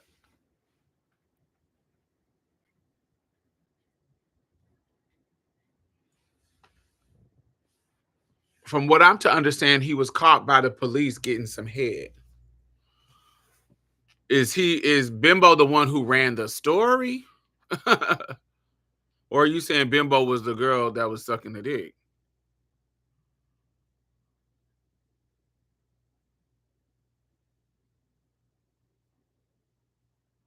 Because it's been a while, so I don't remember every detail. But I could have, I thought it was he got caught by the police, and that's how the story got caught. That's how the story got exposed.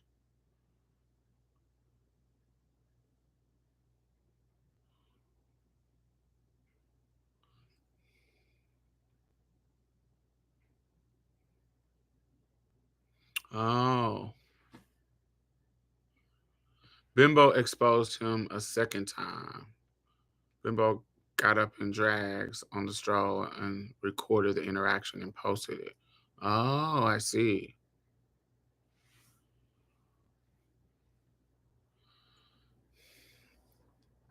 Yeah, I don't remember. I don't follow Bimbo, so I didn't know any of this was going on.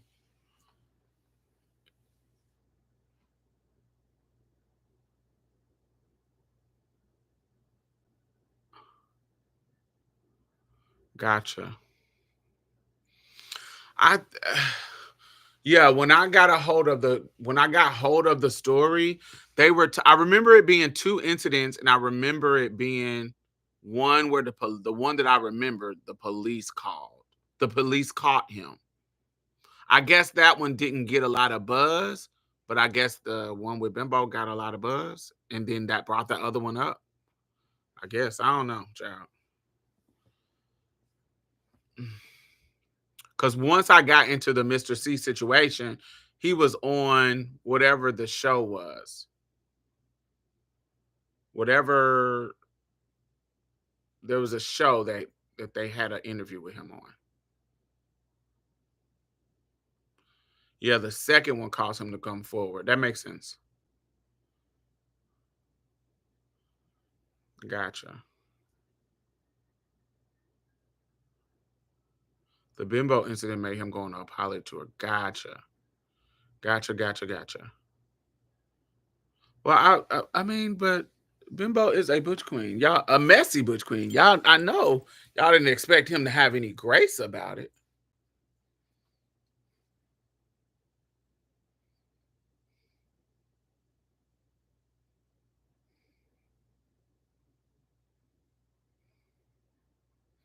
Bimbo's YouTube was a big deal at the time. Mm,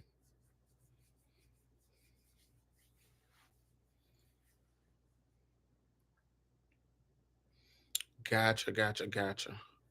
And I think this is why the girls be exposing. They'll get a peak spike of they'll get a spike of they'll get a spike of celebrity and then be done. They don't even do nothing with it.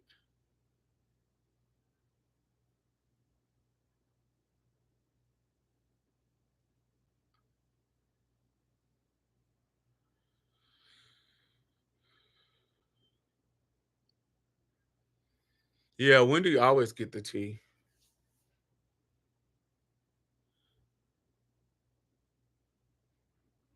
Yeah. Blog, media takeout, World Star. Yeah. Mm-mm.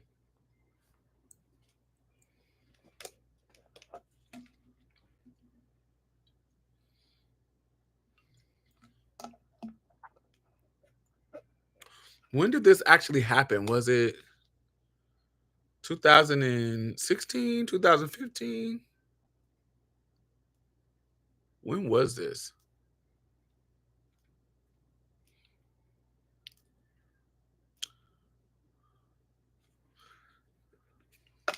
Was this when Hope Giselle was All Live Matter? And it was that early?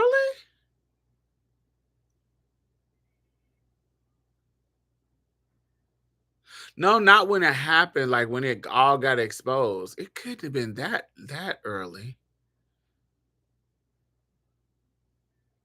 It couldn't have been when he was doing his apology tour. It couldn't have been that early.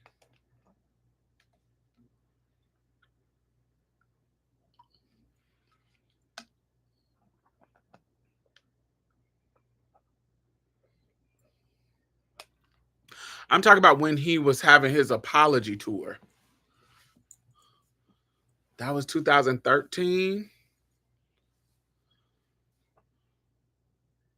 I don't remember it being that early, man.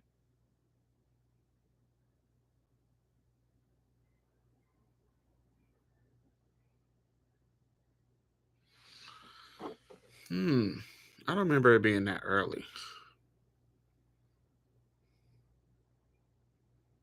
That's far. I just feel like so that's 10 that was 10 years ago?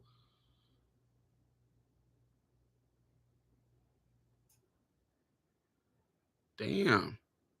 That was 10 years ago. Shit. Time is going fast.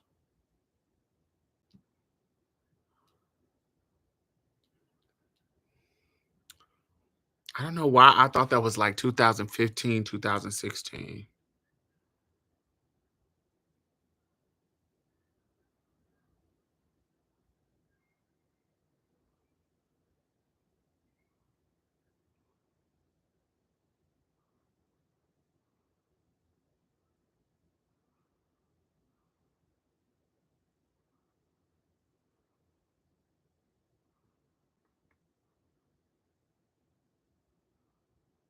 Wow, that really was 10 years ago.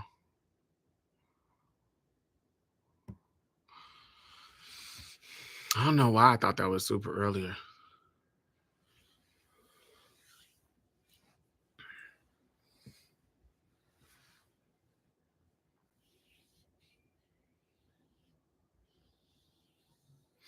No, you didn't misunderstand me. I said what I said. You heard what you heard. Hope Giselle has rebranded herself for y'all. She used to be All Lives Matter. She used to be anytime a trans girl would die, she used to say that it was our fault because we were all sex workers and we was all Hope Giselle used to be very the to me she was the Candace Owens of the trans community. But once she started seeing some things um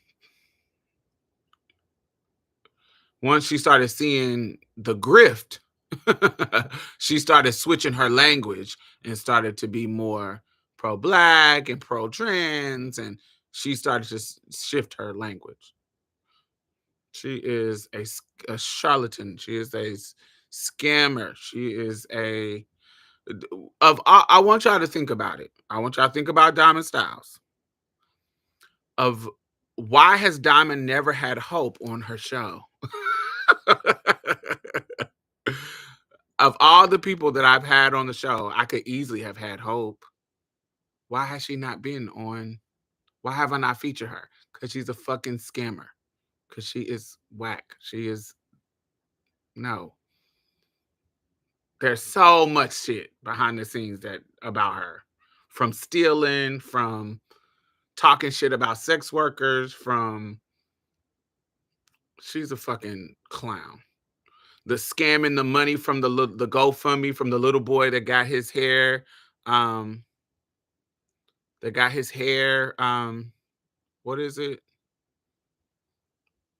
Somebody carved gay. Remember the little boy that they carved, not carved gay into his head, but they took the clippers and it was in his hair. They carved gay in his hair. His siblings did it to him, and she raised money to get to go towards that boy, and that money didn't go towards that boy. They got that boy taken away from his family and put in the system, and they don't know where he at now. All the naming being activist. Girl, get out of here. You're a scammer. You're a thief. You're a scammer. You talk shit about sex workers, and you a trick. You trick for these fucking tranny chasing men, and you a trick. Talking shit about trans women behind their back to be into these niggas. She's whack. Yeah. So this is all back during that era. That I thought all of this was around the same time.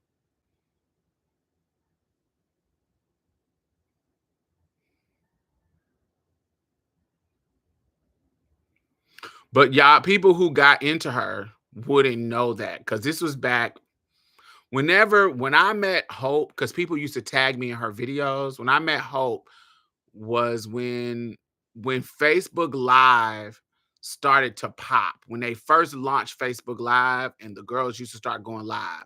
The Cookie Tookie era.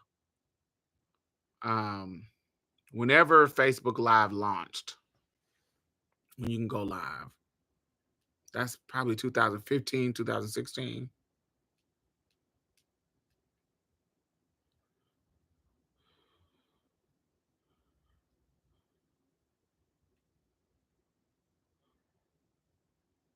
Yeah, the Facebook launched live streaming um in 2016.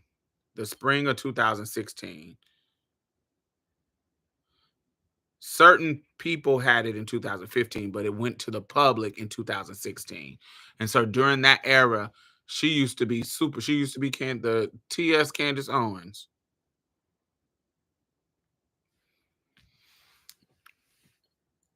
Hmm.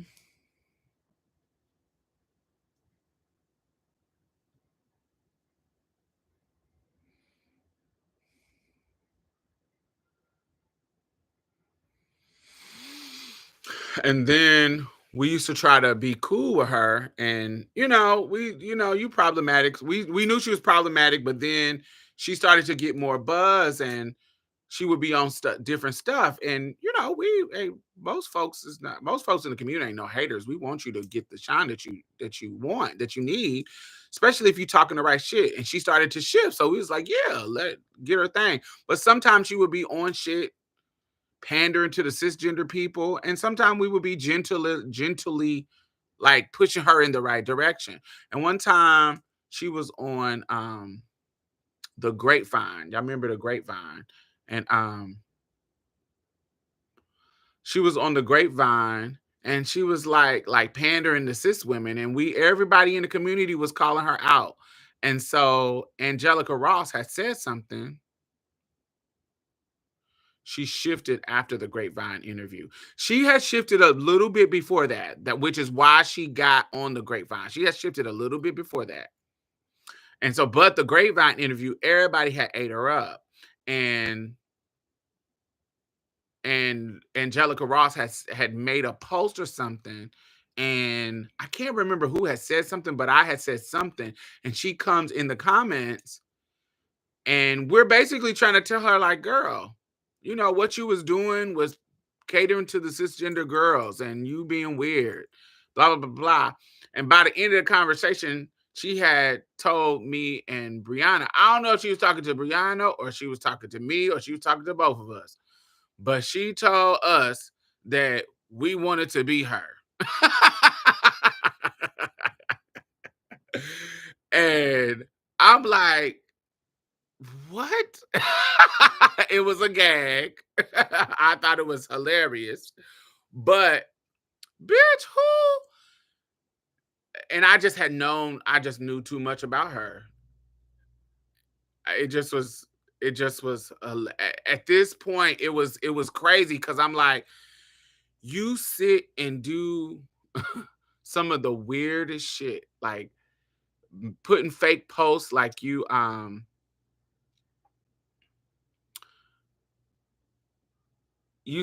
was putting fake posts up about the girls who, like, she had a post on her page where she was sitting with her ashy big slave feet out on the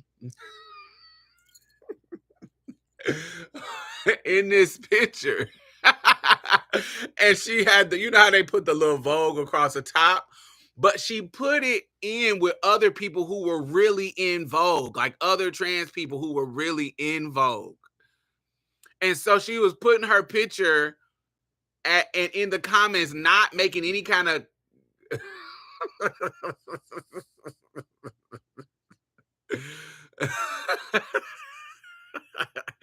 she was making her picture. There was a picture in there.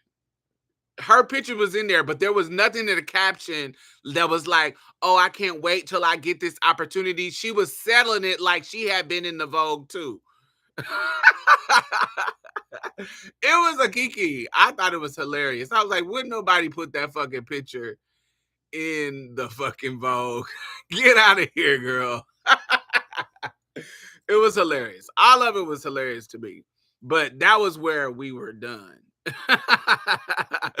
That was when she had said on Twitter that she was that we were jealous and we wanted to be her.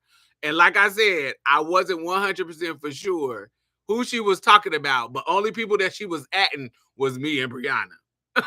So I don't, but I felt like which one of us, either one of us, we done what you trying to do. So I don't understand who is trying to be you. It just was so strange. It just was such a strange thing for her to say.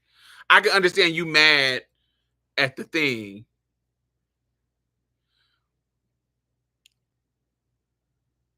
Facts. That is totally true. For me to get to the point where I don't fucking like you and I'm blocking you, you are a shitty person.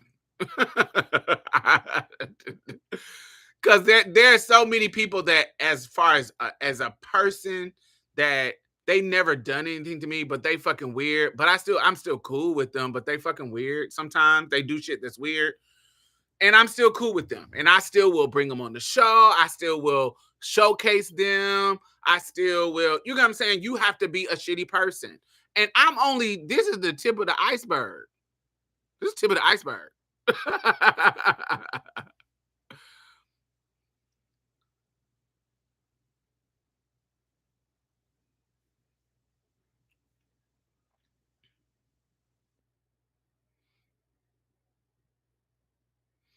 This must be why Cherry twirled her. Oh, I didn't know that, T. But I don't follow Cherry. It's nothing negative, but I just don't follow her. Cherry is I don't know. I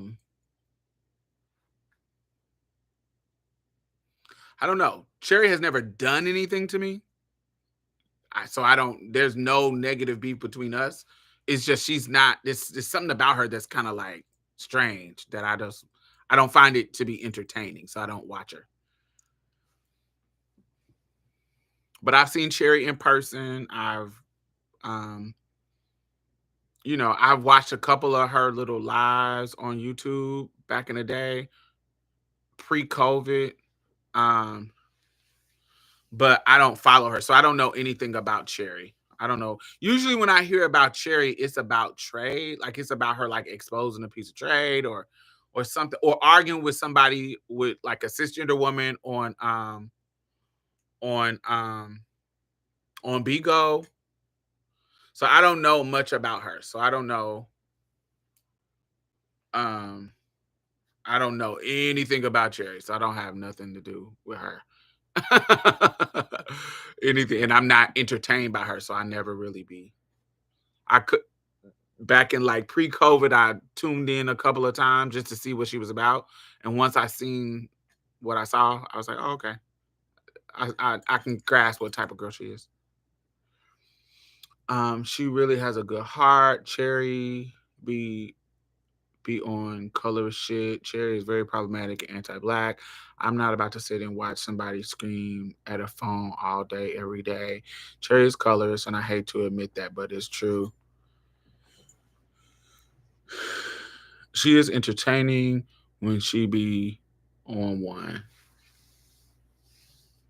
Yeah, most of the time I see Cherry, she is I would have Cherry on the show, but um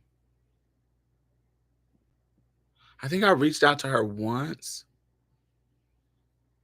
I can't remember. I think I reached out to her when she was on TS Madison's show. Didn't she have Cherry on the show one time? I think I reached out to her to the end to see if she wanted to be on the show, but I haven't reached out since then. But I don't even think I went back and looked and see if she read the message. But yeah, it just never.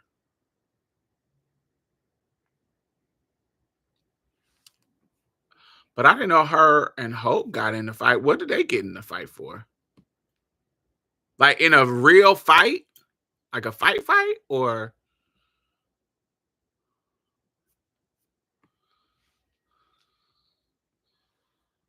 I don't think I watched the one when she was on the Supreme Court. This is when they were sitting in a car on a show or something. They were in a car.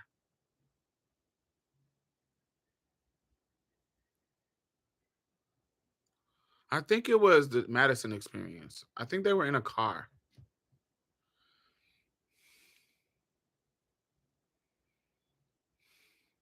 But I didn't hear about them get why y'all ain't spilled that tea?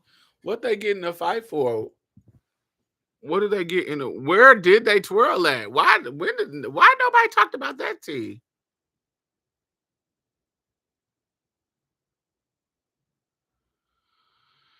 No, that was on IG Live with Conscious Lee, and Hope said something slick, and Cherry Bomb had to give that bitch what? What? I need to see this. I need to watch that. I don't anything. I have Hope blocked, so anything like everywhere. Like I have any platform that she is a part of is blocked, so I never really see Hope stuff. So if there's something that's happening with Hope, I never see it because she's blocked. So I don't be knowing what be going on, and I don't follow Cherry, so I wouldn't see any news about either one of them. I do follow um Conscious Lee, but if Conscious Lee has anytime somebody has Hope on the show, I don't watch it. So I wouldn't know any of that.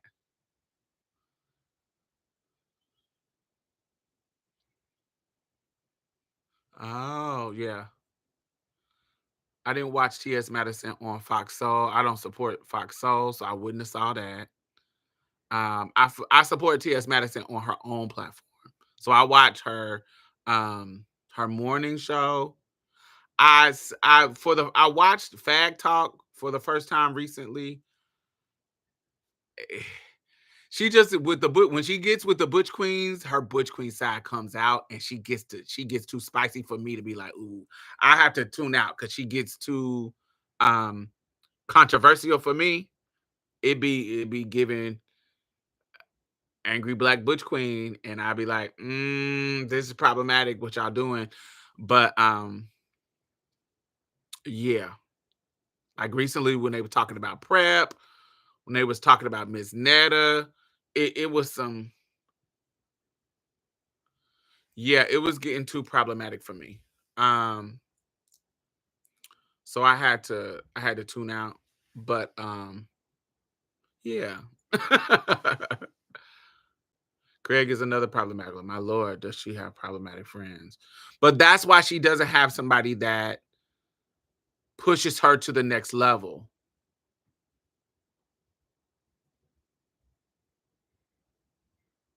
But also I feel like once you get to a certain level of money, certain level of exposure, there's a lot of people around you who want to be yes men.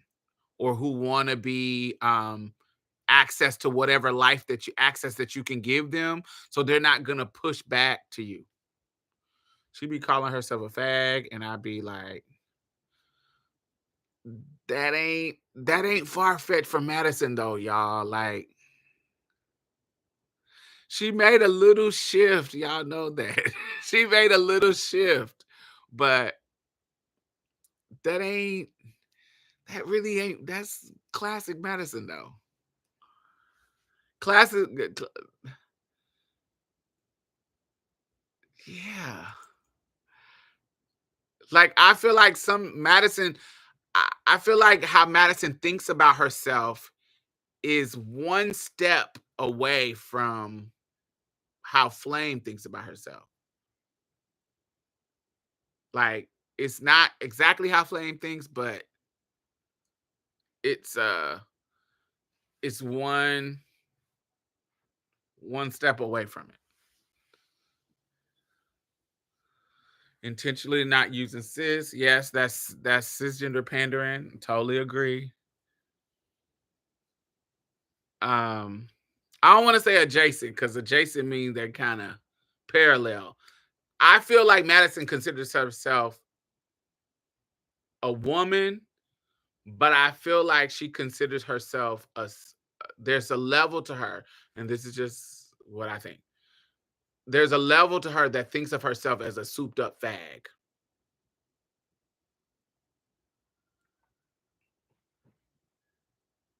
So I'm a trans woman. Yes. And that the degree away from let me say this.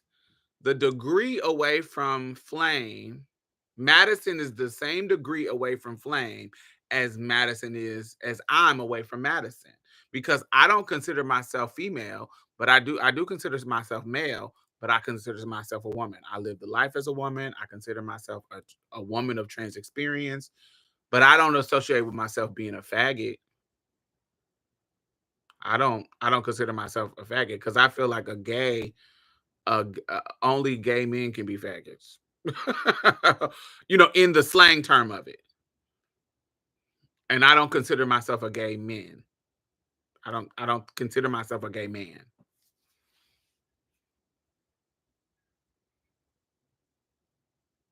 Does that make sense? So I don't consider myself a female,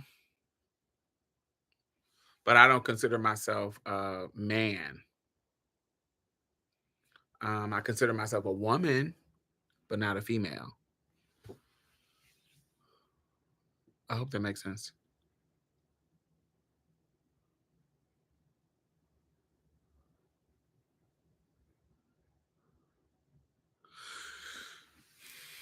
Yeah, but this is another element. I like to we all gonna be different in where we are in our transition and where we are in how we think about things.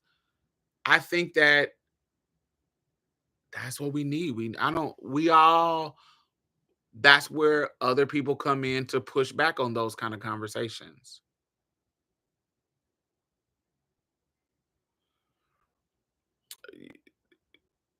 But it lets you know that we're not a monolith and that we are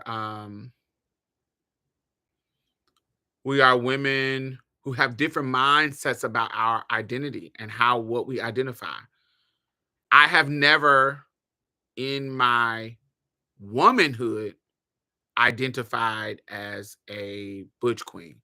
Now, when I was younger and I didn't know what trans was and I didn't have the language and I hadn't figured it out, I remember being a considering myself a gay male, um, a fag, a gay.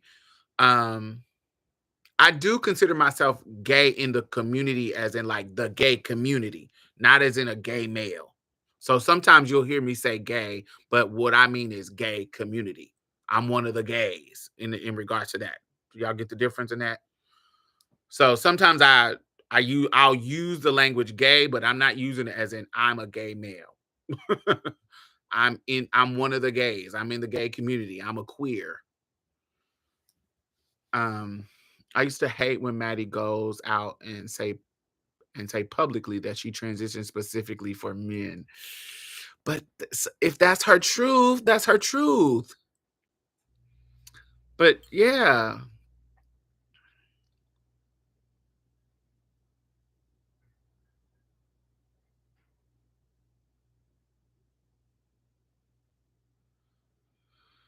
That's why I feel only gay men should be able to use the F bomb, and they really shouldn't use it either. Mm. I've been called a fag too much for me not to be able to say that word. Fuck anybody who has a problem with me saying it. I've earned my stripes. And I lived a life for many years as a fag. So can't nobody stop me from saying that. Sorry, baby. I agree when the dykes say it, like when the lesbians say, I don't think anybody should be able to say dyke except for dykes. I fuck with that. But ain't no motherfucker gonna tell me I can't say fag. I've been called fag too much and I lived a life as a fag. Get out of here.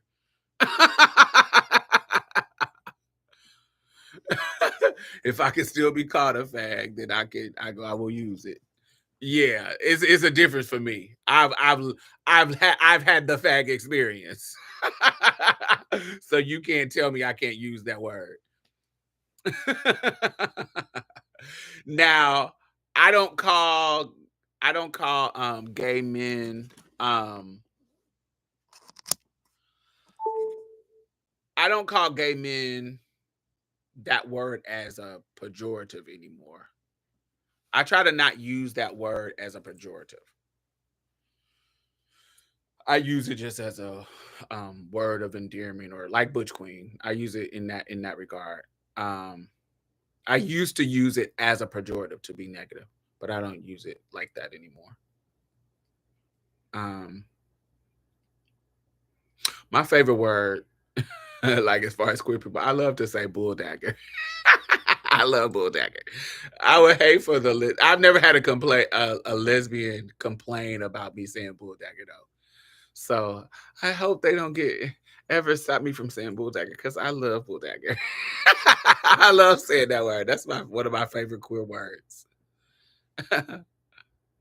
I love me a bulldagger. A butch broad, honey. Yeah, I cringe when people that are not lesbian say dyke or bulldagger. It sounds harsh and derogatory. Yeah. I've never had a lesbian tell me when I use the term dyke, say, I've heard them say it in general conversations, some of them, not all of them, but I've heard them say it in general conversation, but I've never heard um nobody has ever said you shouldn't be saying dyke to me.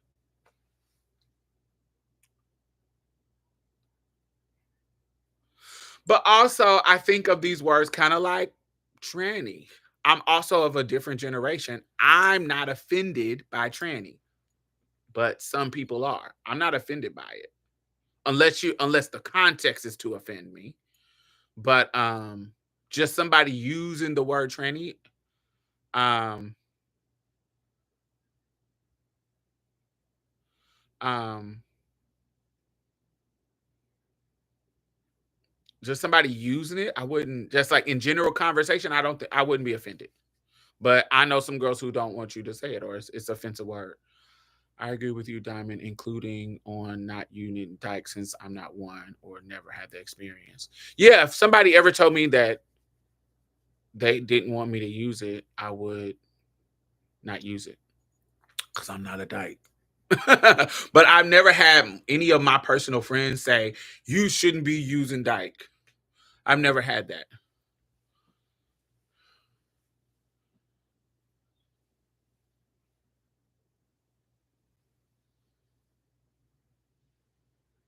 Yeah, and you definitely know when people are using the offensive. But yeah, when I think about fag, I don't child. I wish somebody would say, "You shouldn't be using fag." Get the fuck out of here, bitch. I'd have been called fag enough. I've earned my stripes, baby. That's the first word I was called. I've been called a fag since I was 5. I done, I done had to throw hands because of that word. So you not about to take fag away, my nigga. I feel about fag how I feel about nigga. Like people cannot tell me to stop saying nigga. I'm gonna say nigga how I say it. These niggas ain't shit. If you ain't a nigga, you can't say nigga. I'm a be that to the rest for the rest of my life. I'm gonna use fag and I'm gonna use niggas. You them two words, I done threw if I done threw hands because the words, I done earned it. Sorry. Those two words, I go to grave saying. Anything else, I ain't stuck on. I'll adjust to them. But them two words, they owe me. I done earned the use of them.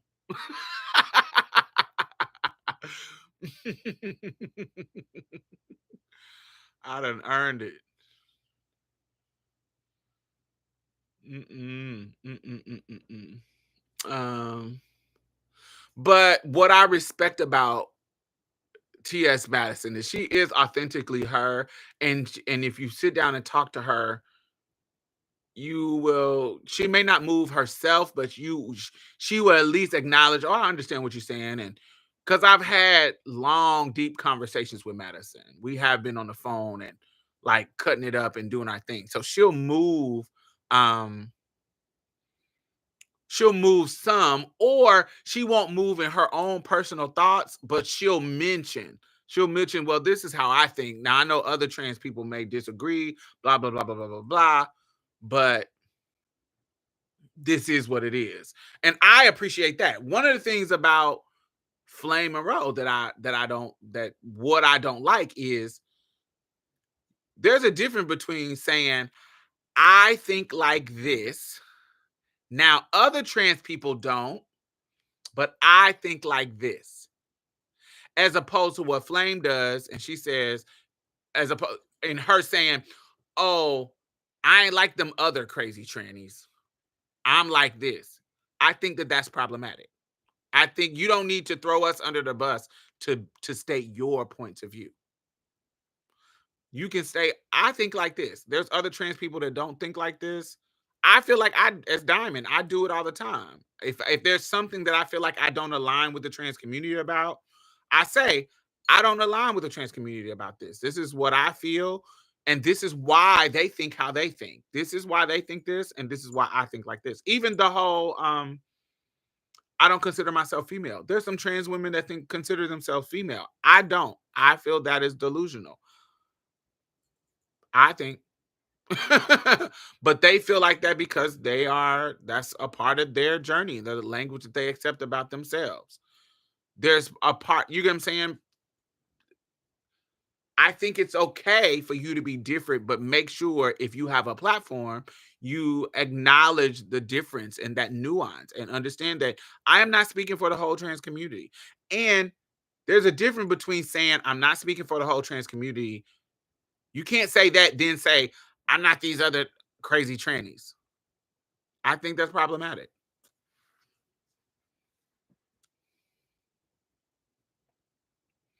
I do appreciate her transparency and earnest to share her experience. She really just she really just in sharing her point of view with anyone who's listening, and she has to and you have to respect that.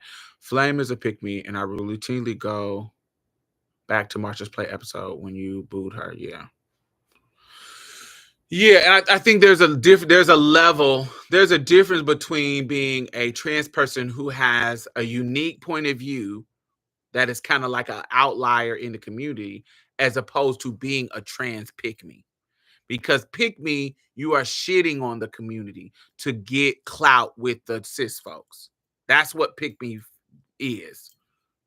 Is even when we talk about cis women being pick me's, they are shitting on other women to be chose by men to get clout from men. That's what it. And if we go to the race, um, um, Candace Owens. She's shitting on black people to get clout in the right-wing white groups.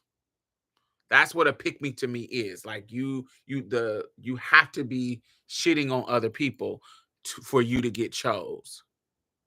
Instead of you just saying, I think like this.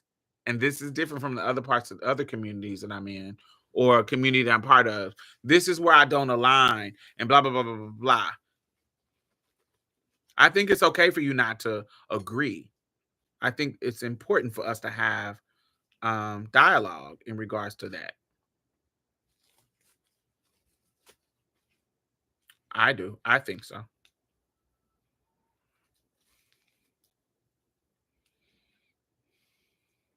Do y'all think so? I don't think we all are going to be the same. It's similar to topping and bottoming. There's some girls who think if you topping, honey, they're questioning your gender identity.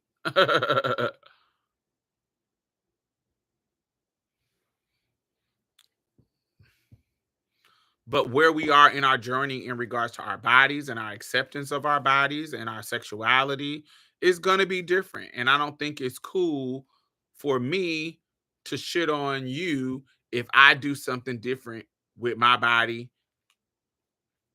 that you don't fuck with, that you don't like, that you don't, you know, you just a bottom. Cool. That's okay for you to just be a bottom. But I'm a verse girl. I like to bottom, top, side. I like to do everything. You don't. I like my full body pleasure. You like to use what you like. And that's okay.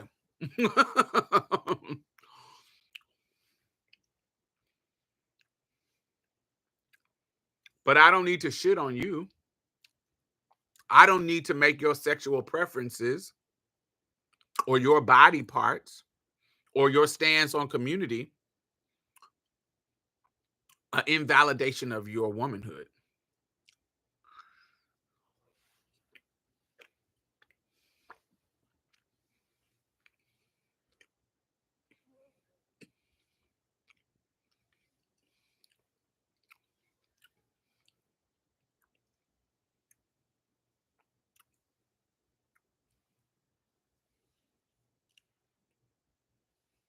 Mm-hmm.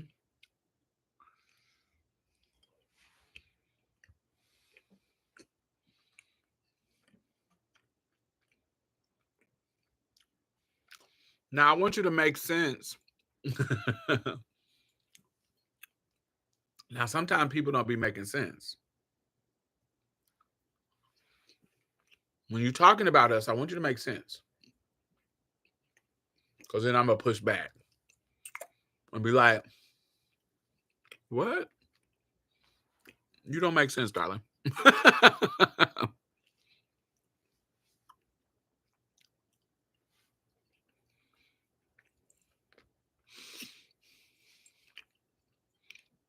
And then there's some class issues.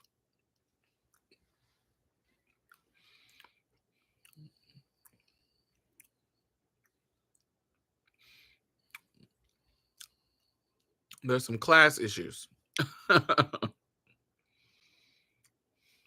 I see a lot with trans folks that can be problematic too.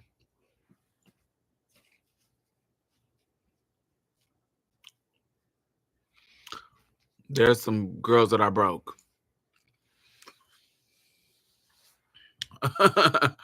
And they're not going to have the they're not going to have the same mindset about certain things that you're going to have because they're broke and you're not. And even if you were broke at one point, you're not broke now. Who I was when I was homeless at 26 is not who I am making the money that I make now.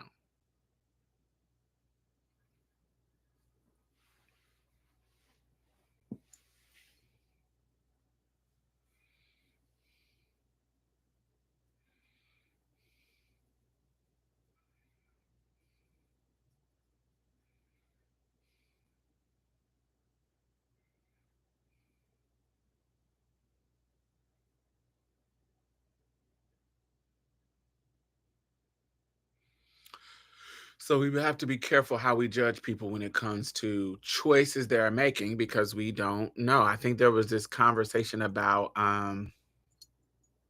this wasn't Madison, but she was involved in the conversation, but she wasn't talking about them being on Bigo, but it was something about the girls on Bigo and the image, some of the things that they were doing on Bigo.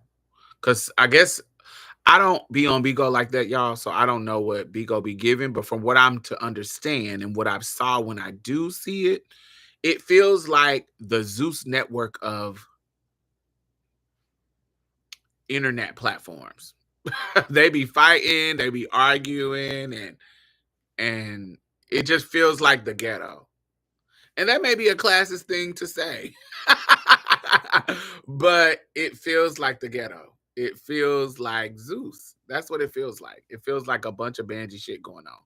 And it's not, I like banji shit too on a certain level. But um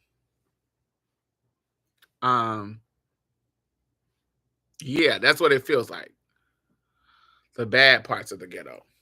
Because there are some amazing parts of the ghetto. Um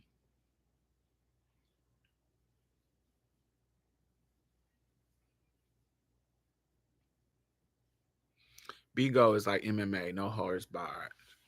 Yeah, so they were having a conversation. I guess the Bigo girls were reading Madison or something. Something I saw. Sometimes I be just kind of scrolling and then I'm seeing something like, oh, what is happening here? But I guess the Bigo girls was reading Madison and it felt real ages, like there was an age difference. Um, and the girls were trying to shame Madison for being a sex worker, which I always think is when somebody brings up Madison's being a sex worker as a derogatory, especially if they're a trans person, it always feels weird. It feels like this is like this is like calling adult person calling somebody's mama fat. Like it's like, girl, you using a fat mama joke, and you're not in the third grade or you're not in the second grade. That's why your mama fat.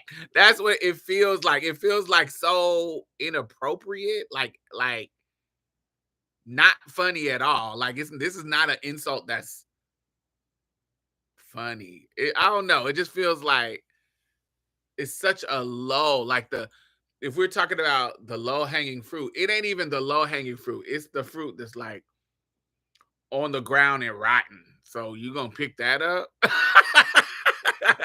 It doesn't even feel like a low hanging fruit read. It feel like whackness, just whackness. So she was saying something about Madison being a sex worker,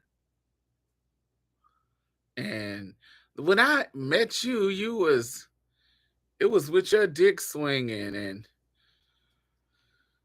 I was like, oh God, of all the things that you could say, this is what you say. You can't talk shit about Madison making money because you know she makes money. The bitch done had a she was making money before she got famous. I talked about this during our interview. I knew Madison from having a coin from her porn shit. She had the chateau years ago. Madison been in the chateau.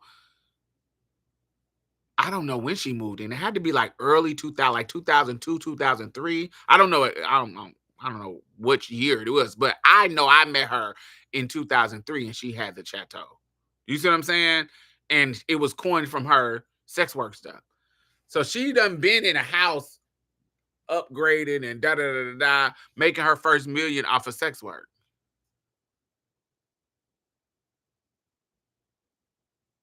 Yes, T.S. Madison is a businesswoman.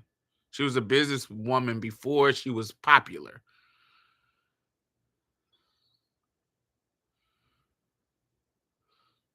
It's like sex worker girls who yell at each other for peanuts. Yeah, that's so strange. That's so strange.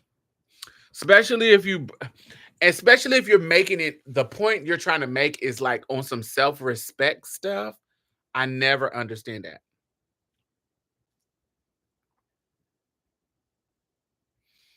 I think the girl that was reading was a former makeup artist that she fired, and the girl was a butch queen when she worked for Madison. And transition after the fact. Gotcha. Okay. It sounds like the snuff film version of OnlyFans. Oh, child, I don't even know what you talk about. But yeah, child, I it just never makes sense to me.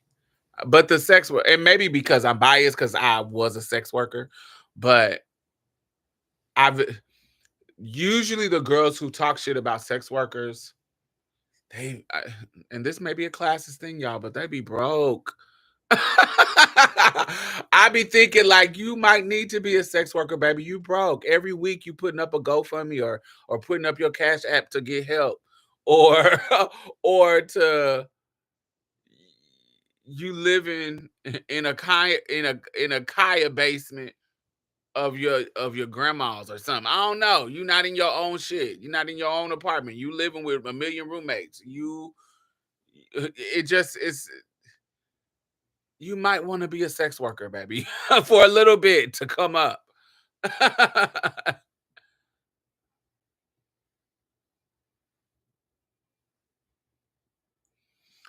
Maybe something else too, but I don't want to get canceled. I don't know what you was about to say, but are we talking about bricks? Maybe bricks, because you ain't got no money to get nothing done. Not saying that everybody needs stuff done, but sometimes they be bricks. I don't. This is the blessing about being Diamond Styles. And I think the blessing of being T.S. Madison too. Not to compare us. T.S. Madison a whole different level of money to me. But when it comes to ownership of our own shit, we're the same. it I you I can people you can cancel, but I'm still gonna do what I do. Like I'm still gonna go on and create because most of the stuff it can't be stopped. Like it can't be you just I, I'm not worried about being canceled in this in that way because you just no. That's not how my money is set up. My money is not set up just based on other folks. Because if my money was based up on other folks' opinion, I would be poor. I would be poor and not my money be coming from corporations. It don't be coming from grants and foundations. So all I gotta do is impress them. I ain't gotta impress people. I want people to like me, but not like me that much to where I'm gonna be silencing myself. I'm saying Bigo is a snuff version of OnlyFans because snuff films were films of death, so it's not a mild or more acceptable version. That makes sense. When I was a child, I had a trans friend who was older than me that used to talk about sex workers and scammers, but mama couldn't afford the electrolysis that she badly needed. Exactly, Jay. Exactly. You can't talk crazy to me and you telling me you're a trans woman and want all the things that I got. You over there with no breast and you want breasts. Now we ain't talking about the girls who don't want them, but you want breasts and you ain't got them.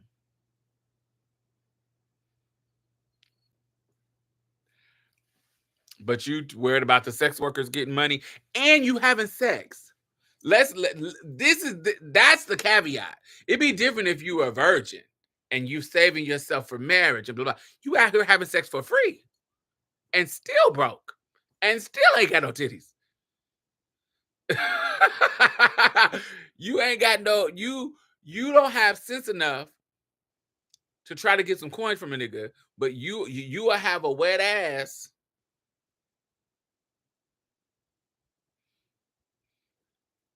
You will have a wet ass, but you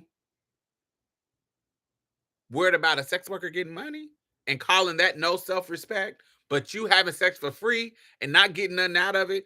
And you ain't about to tell me that these niggas just rocking your world. Cause I done fucked them. I know how what these niggas is doing. You out here having risky sex.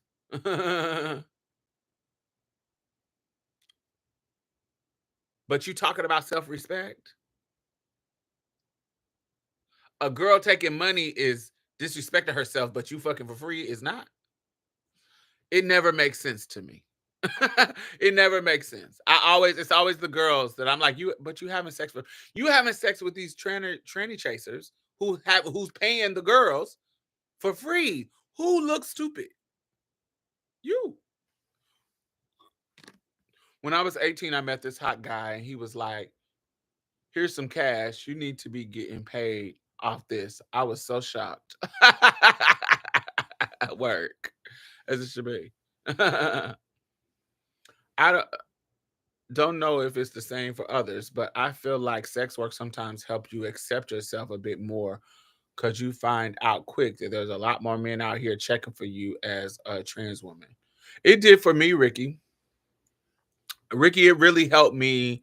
I don't want to say validate my womanhood. It's a part of it, but I would say more about validate my worth and not being worth money, but being worth more than what the public was saying that I was worth. Like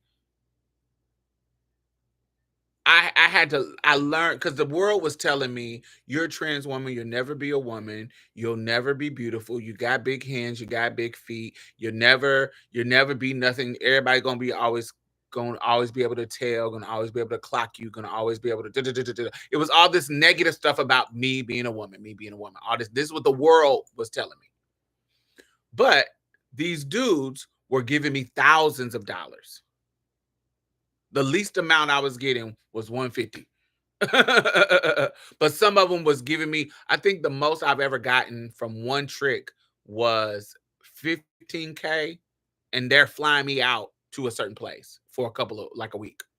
And so, but there was tons of people flying me out for 2,500, 5,000, da da da da da. So they're giving me thousands of dollars to come and suck on my toes.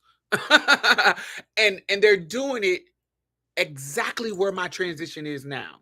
So before FFS, before implants, I ain't got implants now, but before silicone, before whatever the thing that I was wishing for, because at the time I was wishing for implants. Whatever I was wishing for, they were loving me how I was right now, just on hormones. So before I got anything else, they were spending their money. So it got me to the point where I was thinking, if these niggas are spending their money, then these other niggas who might not want to spend no money, why am I wasting my time with them? Like, no, I'm not about to waste my time with this dude that ain't giving me nothing. Get out of here. I'm not about to do that. I'm not about to do that. And so seeing somebody who, yes, is this objectification? Absolutely. Was I gaining from the objectification? Absolutely. I knew the difference in that. But I knew that men valued the money that they were getting from their job. They work hard for this money. And if they're giving me this money, why am I expecting anything less from somebody else? Other dudes that I'm dealing with. No, I'm not about to do that. So it gave me a sense of, oh, I'm worth more than just this love shit. Because this love shit ain't getting me nothing.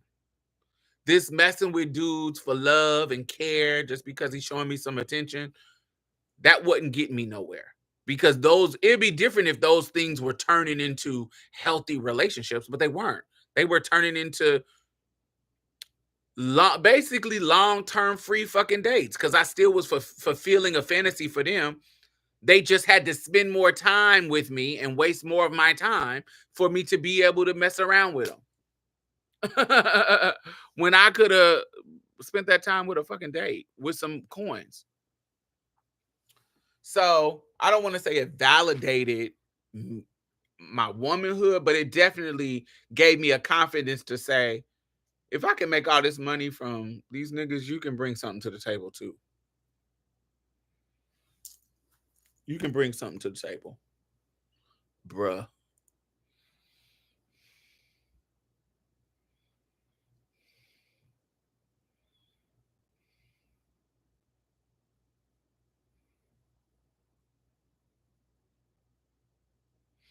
It helped me understand that any man is up for grabs. All of the men who are unreachable or unattainable are within your grasp if they are into trans women. I don't think I learned that from sex work. I learned that from sex work. I mean, not from, I learned that lesson in college. The mindset of I can pull anybody I want to pull. There's nobody out of my league. I think I told this story before, but there was this dude in college who I fucking fuck with. He was that prior to me messing with him, I just thought he was out of my league. I wouldn't even try to talk to him. I just thought that he was out of my league. And college taught me that there was nobody out of my league. There was no boy in my college that I thought was fine as fuck. Um, that I didn't get to mess with eventually. There was not one. Anyone that I wanted, I got to have. So I never really, yeah. I love my boyfriend. I got so tired of talking with these 35, 45-year-old men like I'm 26. I'm happy now. I have one guy. He takes me out to dinner every weekend. It's a healthy-ish relationship. Congratulations. That's beautiful. I love that.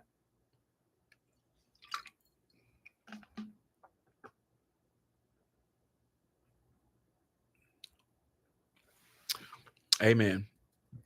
But yeah, in college, I came into college very insecure. Not insecure in the sense of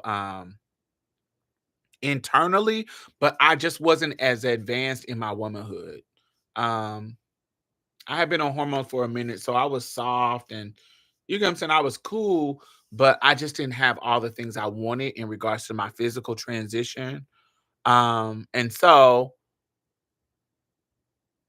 I was very self-conscious because I'm coming into my college years with all these young college girls, and this is quote unquote their prime, and they got body, they ain't had all these babies, they got their young, early 20s, late teen bodies and looking good. And here I am, this trans woman who is not as advanced as them. That's what I felt. I felt like, oh my God, I'm not, I'm not where I want to be. And it was a glaring contrast in my brain. And so I felt like, oh my God, I don't feel like I have in my brain, me socially, I didn't feel like I was where I should have been, like the rest of the girls in college, physically. And so I didn't feel like I had any juice, honey. Like I felt like it was gonna be hard for me to pull niggas.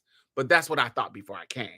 But when I came and I'm tipping through looking sickening, doing what I need to do to look sickening, I got my bra padded. I started getting pumped. My fashions was dope. My hair was dope. So I started to I was still giving looks. And so I just didn't realize coming into college that that was going to be enough. And so once I learned that it's enough, bitch. You sickening to these niggas. Like you sickening to the chicks out here.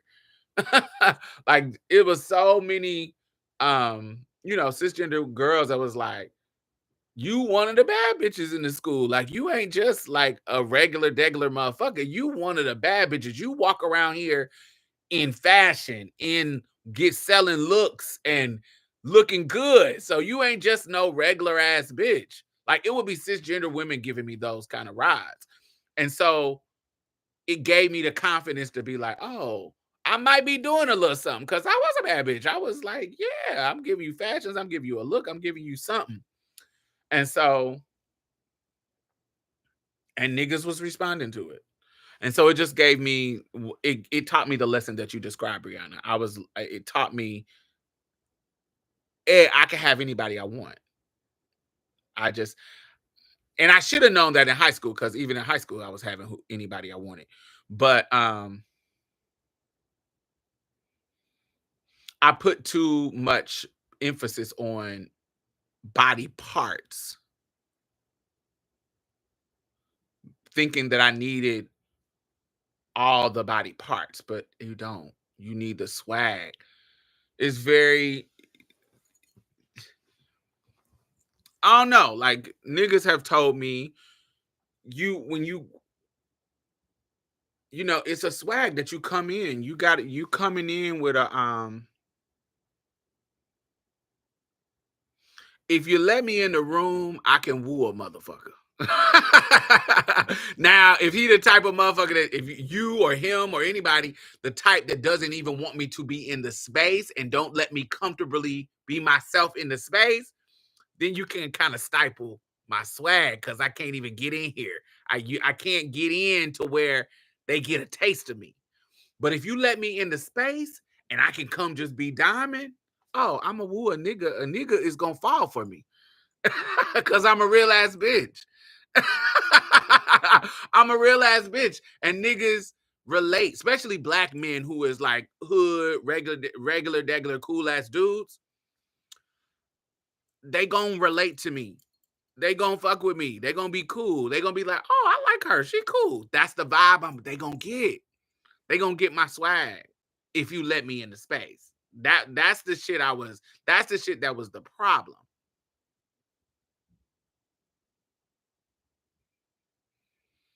Is sometimes they wouldn't let me in. They wouldn't let me into the room. And when I say room, I mean figuratively. Like, sometimes it'll be literally a room, but sometimes I remember like when I was on campus, if I would come into a space, the men would leave. So they're not letting me in the room. Do you see what I'm saying? They wouldn't even stay long enough to get my swag because they don't want to be around the tranny. So, but if they're in a situation where we forced to be in this situation, we're forced to be in this situation with each other, then you have no choice but to. It wasn't just the students, it was teachers too. Like I remember this fucking teacher, my history teacher, my US history teacher. World civics. Not US history, world civics teacher. He was this hotep ass black dude with dreads. And when I came in the classroom, he would be fucking weird. Like he would try to dead name me, even though my name was changed. He would try to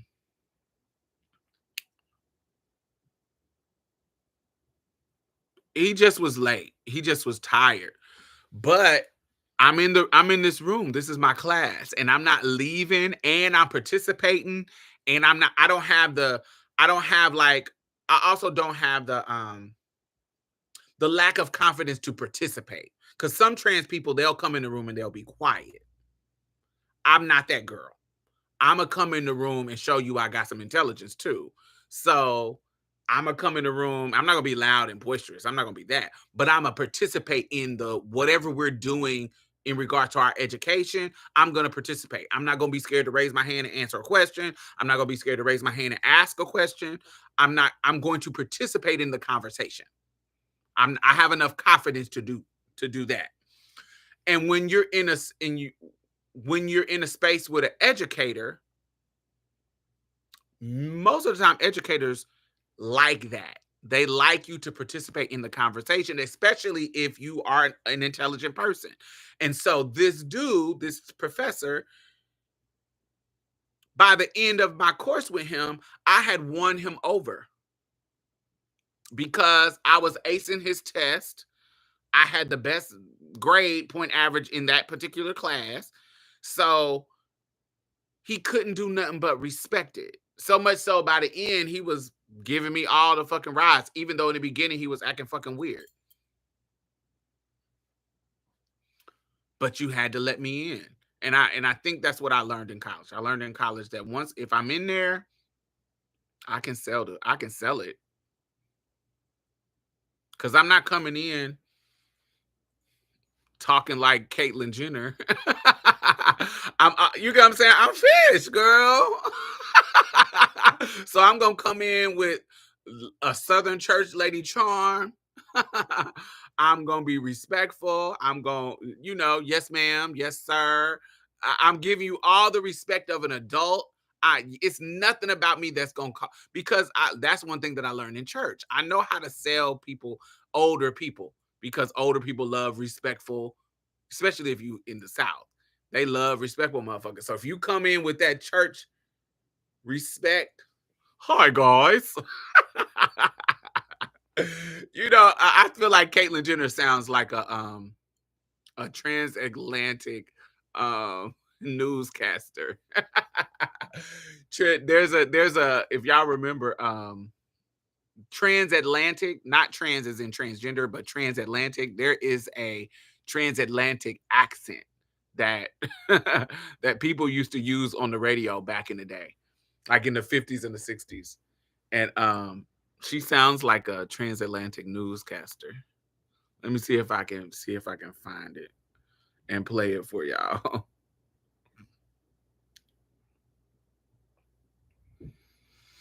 Transatlantic accent for a radio voice.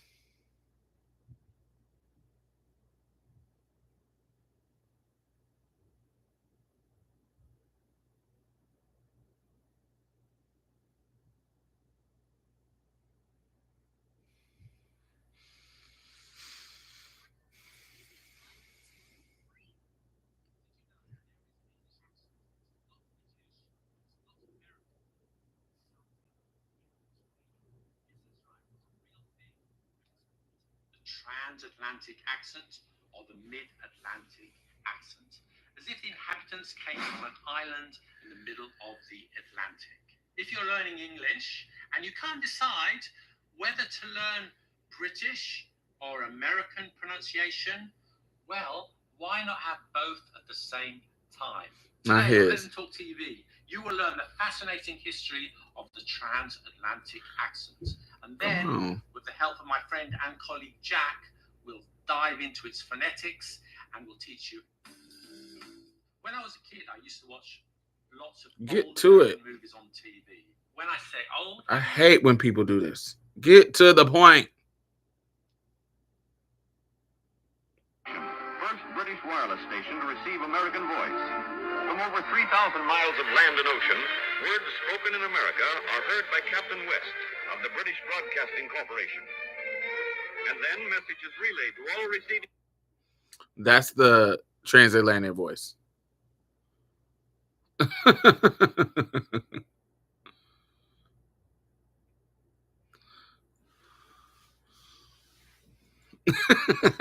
That's the transatlantic voice.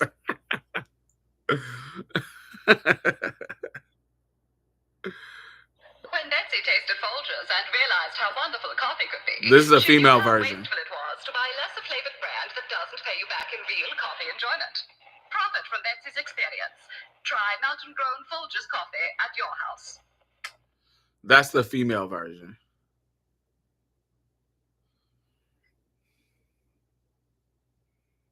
Don't tell me you've forsaken your beloved whiskey and whiskies. Harriet Brown, of course. I suppose I'll have to see her. Against the rules of the house to discuss the classics? Must I go back to America? Can't I stay here? If he comes, I shall retire today until he's gone. You mean that? I do.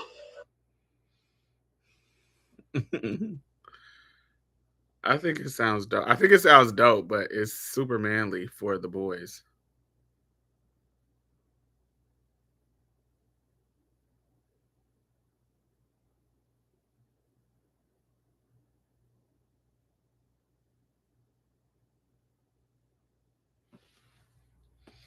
Mm-hmm.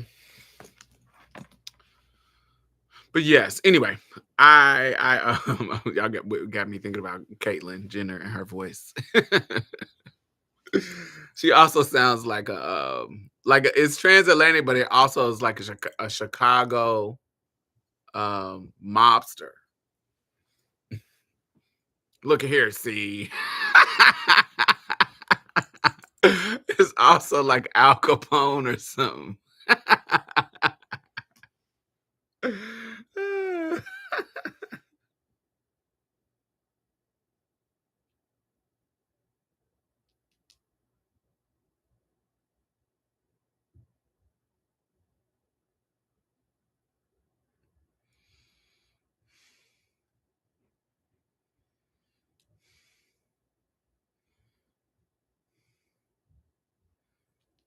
I'm a private eye, sir. I hear you're looking for a fella. Fella came around here about 9 o'clock yesterday morning. Said he was looking for you, boss. Said he was looking for a man about your height, about your size, say? I don't know what he wants, but I don't trust him. There ain't nobody come around our syndicate looking for people that they don't know the name of. Just a description, say? Yeah, I don't trust him. Yes, it's like a Chicago Chicago mobster. No, that's not Caitlin. But that's what Caitlin be giving. Make sure y'all thumbs up. It is 41 people here. Thumbs up. It's only 24 people that thumbs up.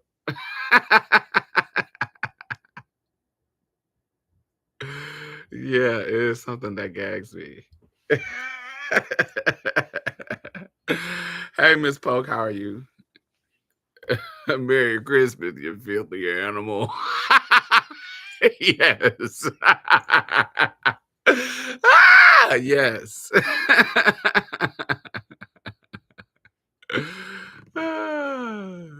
That is hilarious.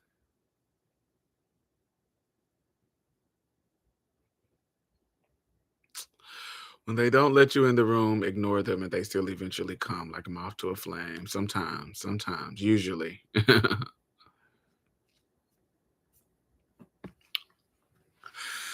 Like a moth to a flame, burned by the fire.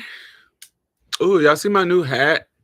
I've been wanting an orange hat for so long. And it is so cute. I can't wait till I'm able to rock it. I love it. See this pretty orange? I have two orange hats, but I wanted one like this. I have my interesting shaped orange hat, but I also have and now I have that one. And I love it. I can't wait to rock it.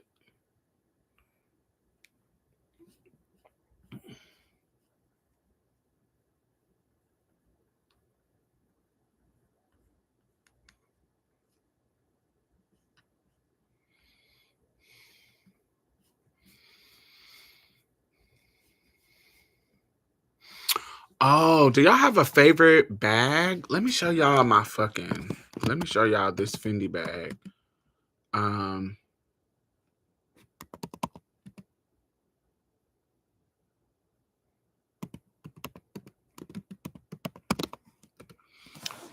This one right here, y'all, it's too expensive for me now.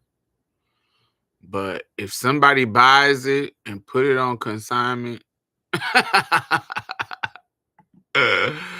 it's too expensive for me now, but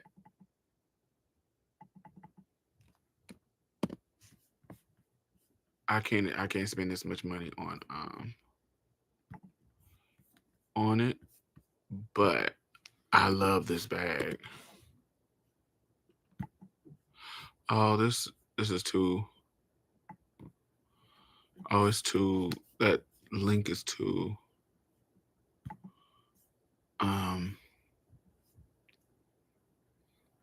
Oh, for some reason that link is too long.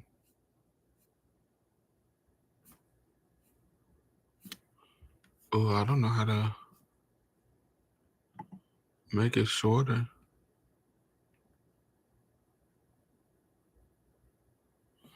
Oh, but if you search for the Fendi First Small in red, it looks like it's beaded, but it's suede and beaded. And that motherfucker, in person, that motherfucker looks so good. I like Fendi First bags, but this is a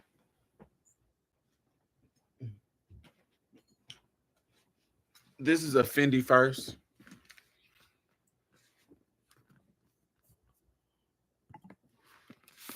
This is my favorite bag. I love just because it's so huge. It's big. I can use it as a regular purse with the thing, but it's like a but I also can wear it like a clutch. So this is like my favorite bag. It's soft. It's I love this. I love this bag. And so I want another one, but this is kind of like a neutral. I want a bright color, so like either an orange or a green. But there's also like a navy blue braided one. That's fucking dope. But I can't afford it to get it directly from them because they like $4,000, for almost $5,000, 4,600. Fendi ain't getting that much money out of me. Got me fucked up. Sorry, buddy. I ain't that rich. But I'll buy it on consignment when it's like 2,000. Thank you, darling. 2,000 when it's something like that where I can do a gig and get it. I can, do a speaking engagement and get, and get a bag. I'll do that. But these just came out and they too high. I'll wait till they price drop or something. But that one is love. There's also one. It's a braided one. Now that one's a little bit more expensive. No. That one's like 3,000. Wait, let me see.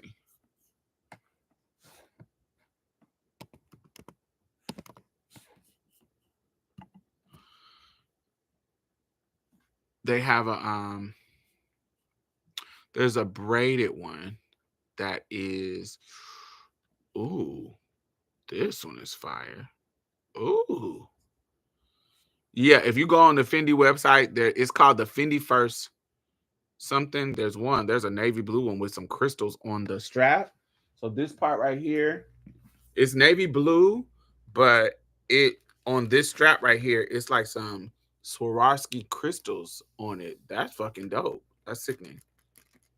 I love that, but it's small. This is the medium size. It's a little bit more expensive, and you can find, like, if you like this bag, you can find this like for cheaper, like on like Fashion File or the Real. You ain't gotta spend, but these are around like 5,000. But I ain't paying that.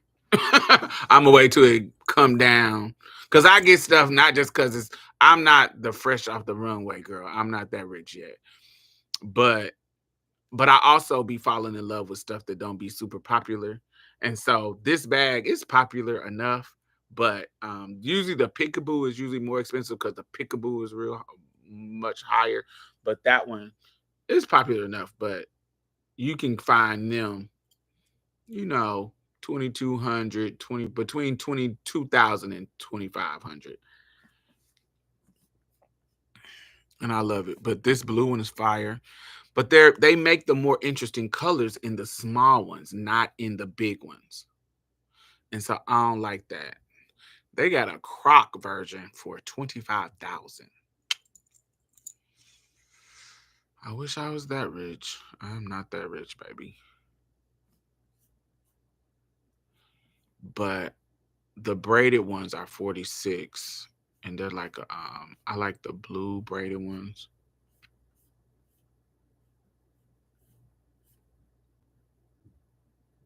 But yes.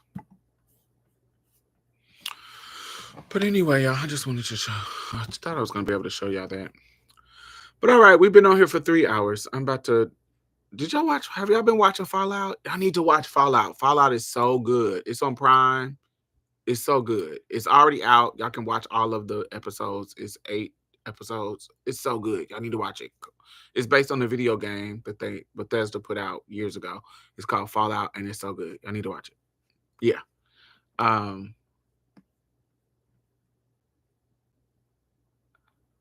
Oh, it's so good. You need to watch it. It's so good. So good. Y'all need to watch. It's on Prime. It just came out yesterday. And yes. Did you or will you watch the Good Time reboot? I will not watch the Good Time reboot. It seems very problematic. But I didn't like the original Good Times. So I'm not watching none of that. I don't like Good Times. I was not a fan of Good Times at all. Yeah, no. What am I watching? I don't know what's coming out. I've been waiting for Fallout to come out, so that's what it is.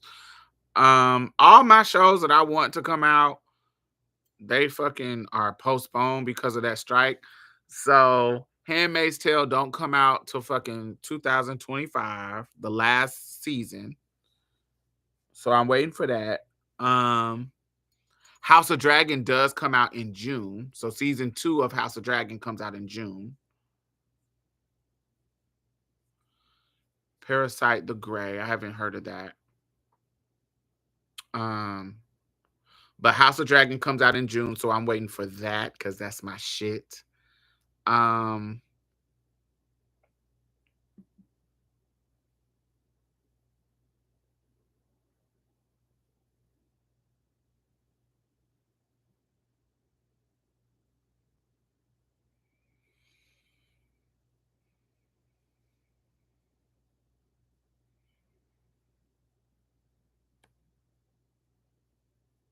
But yes, that's my shit.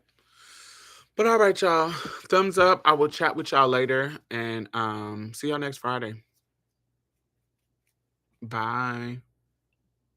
Let me see if I can make it do thumbs up. Oh, yay. Bye, y'all.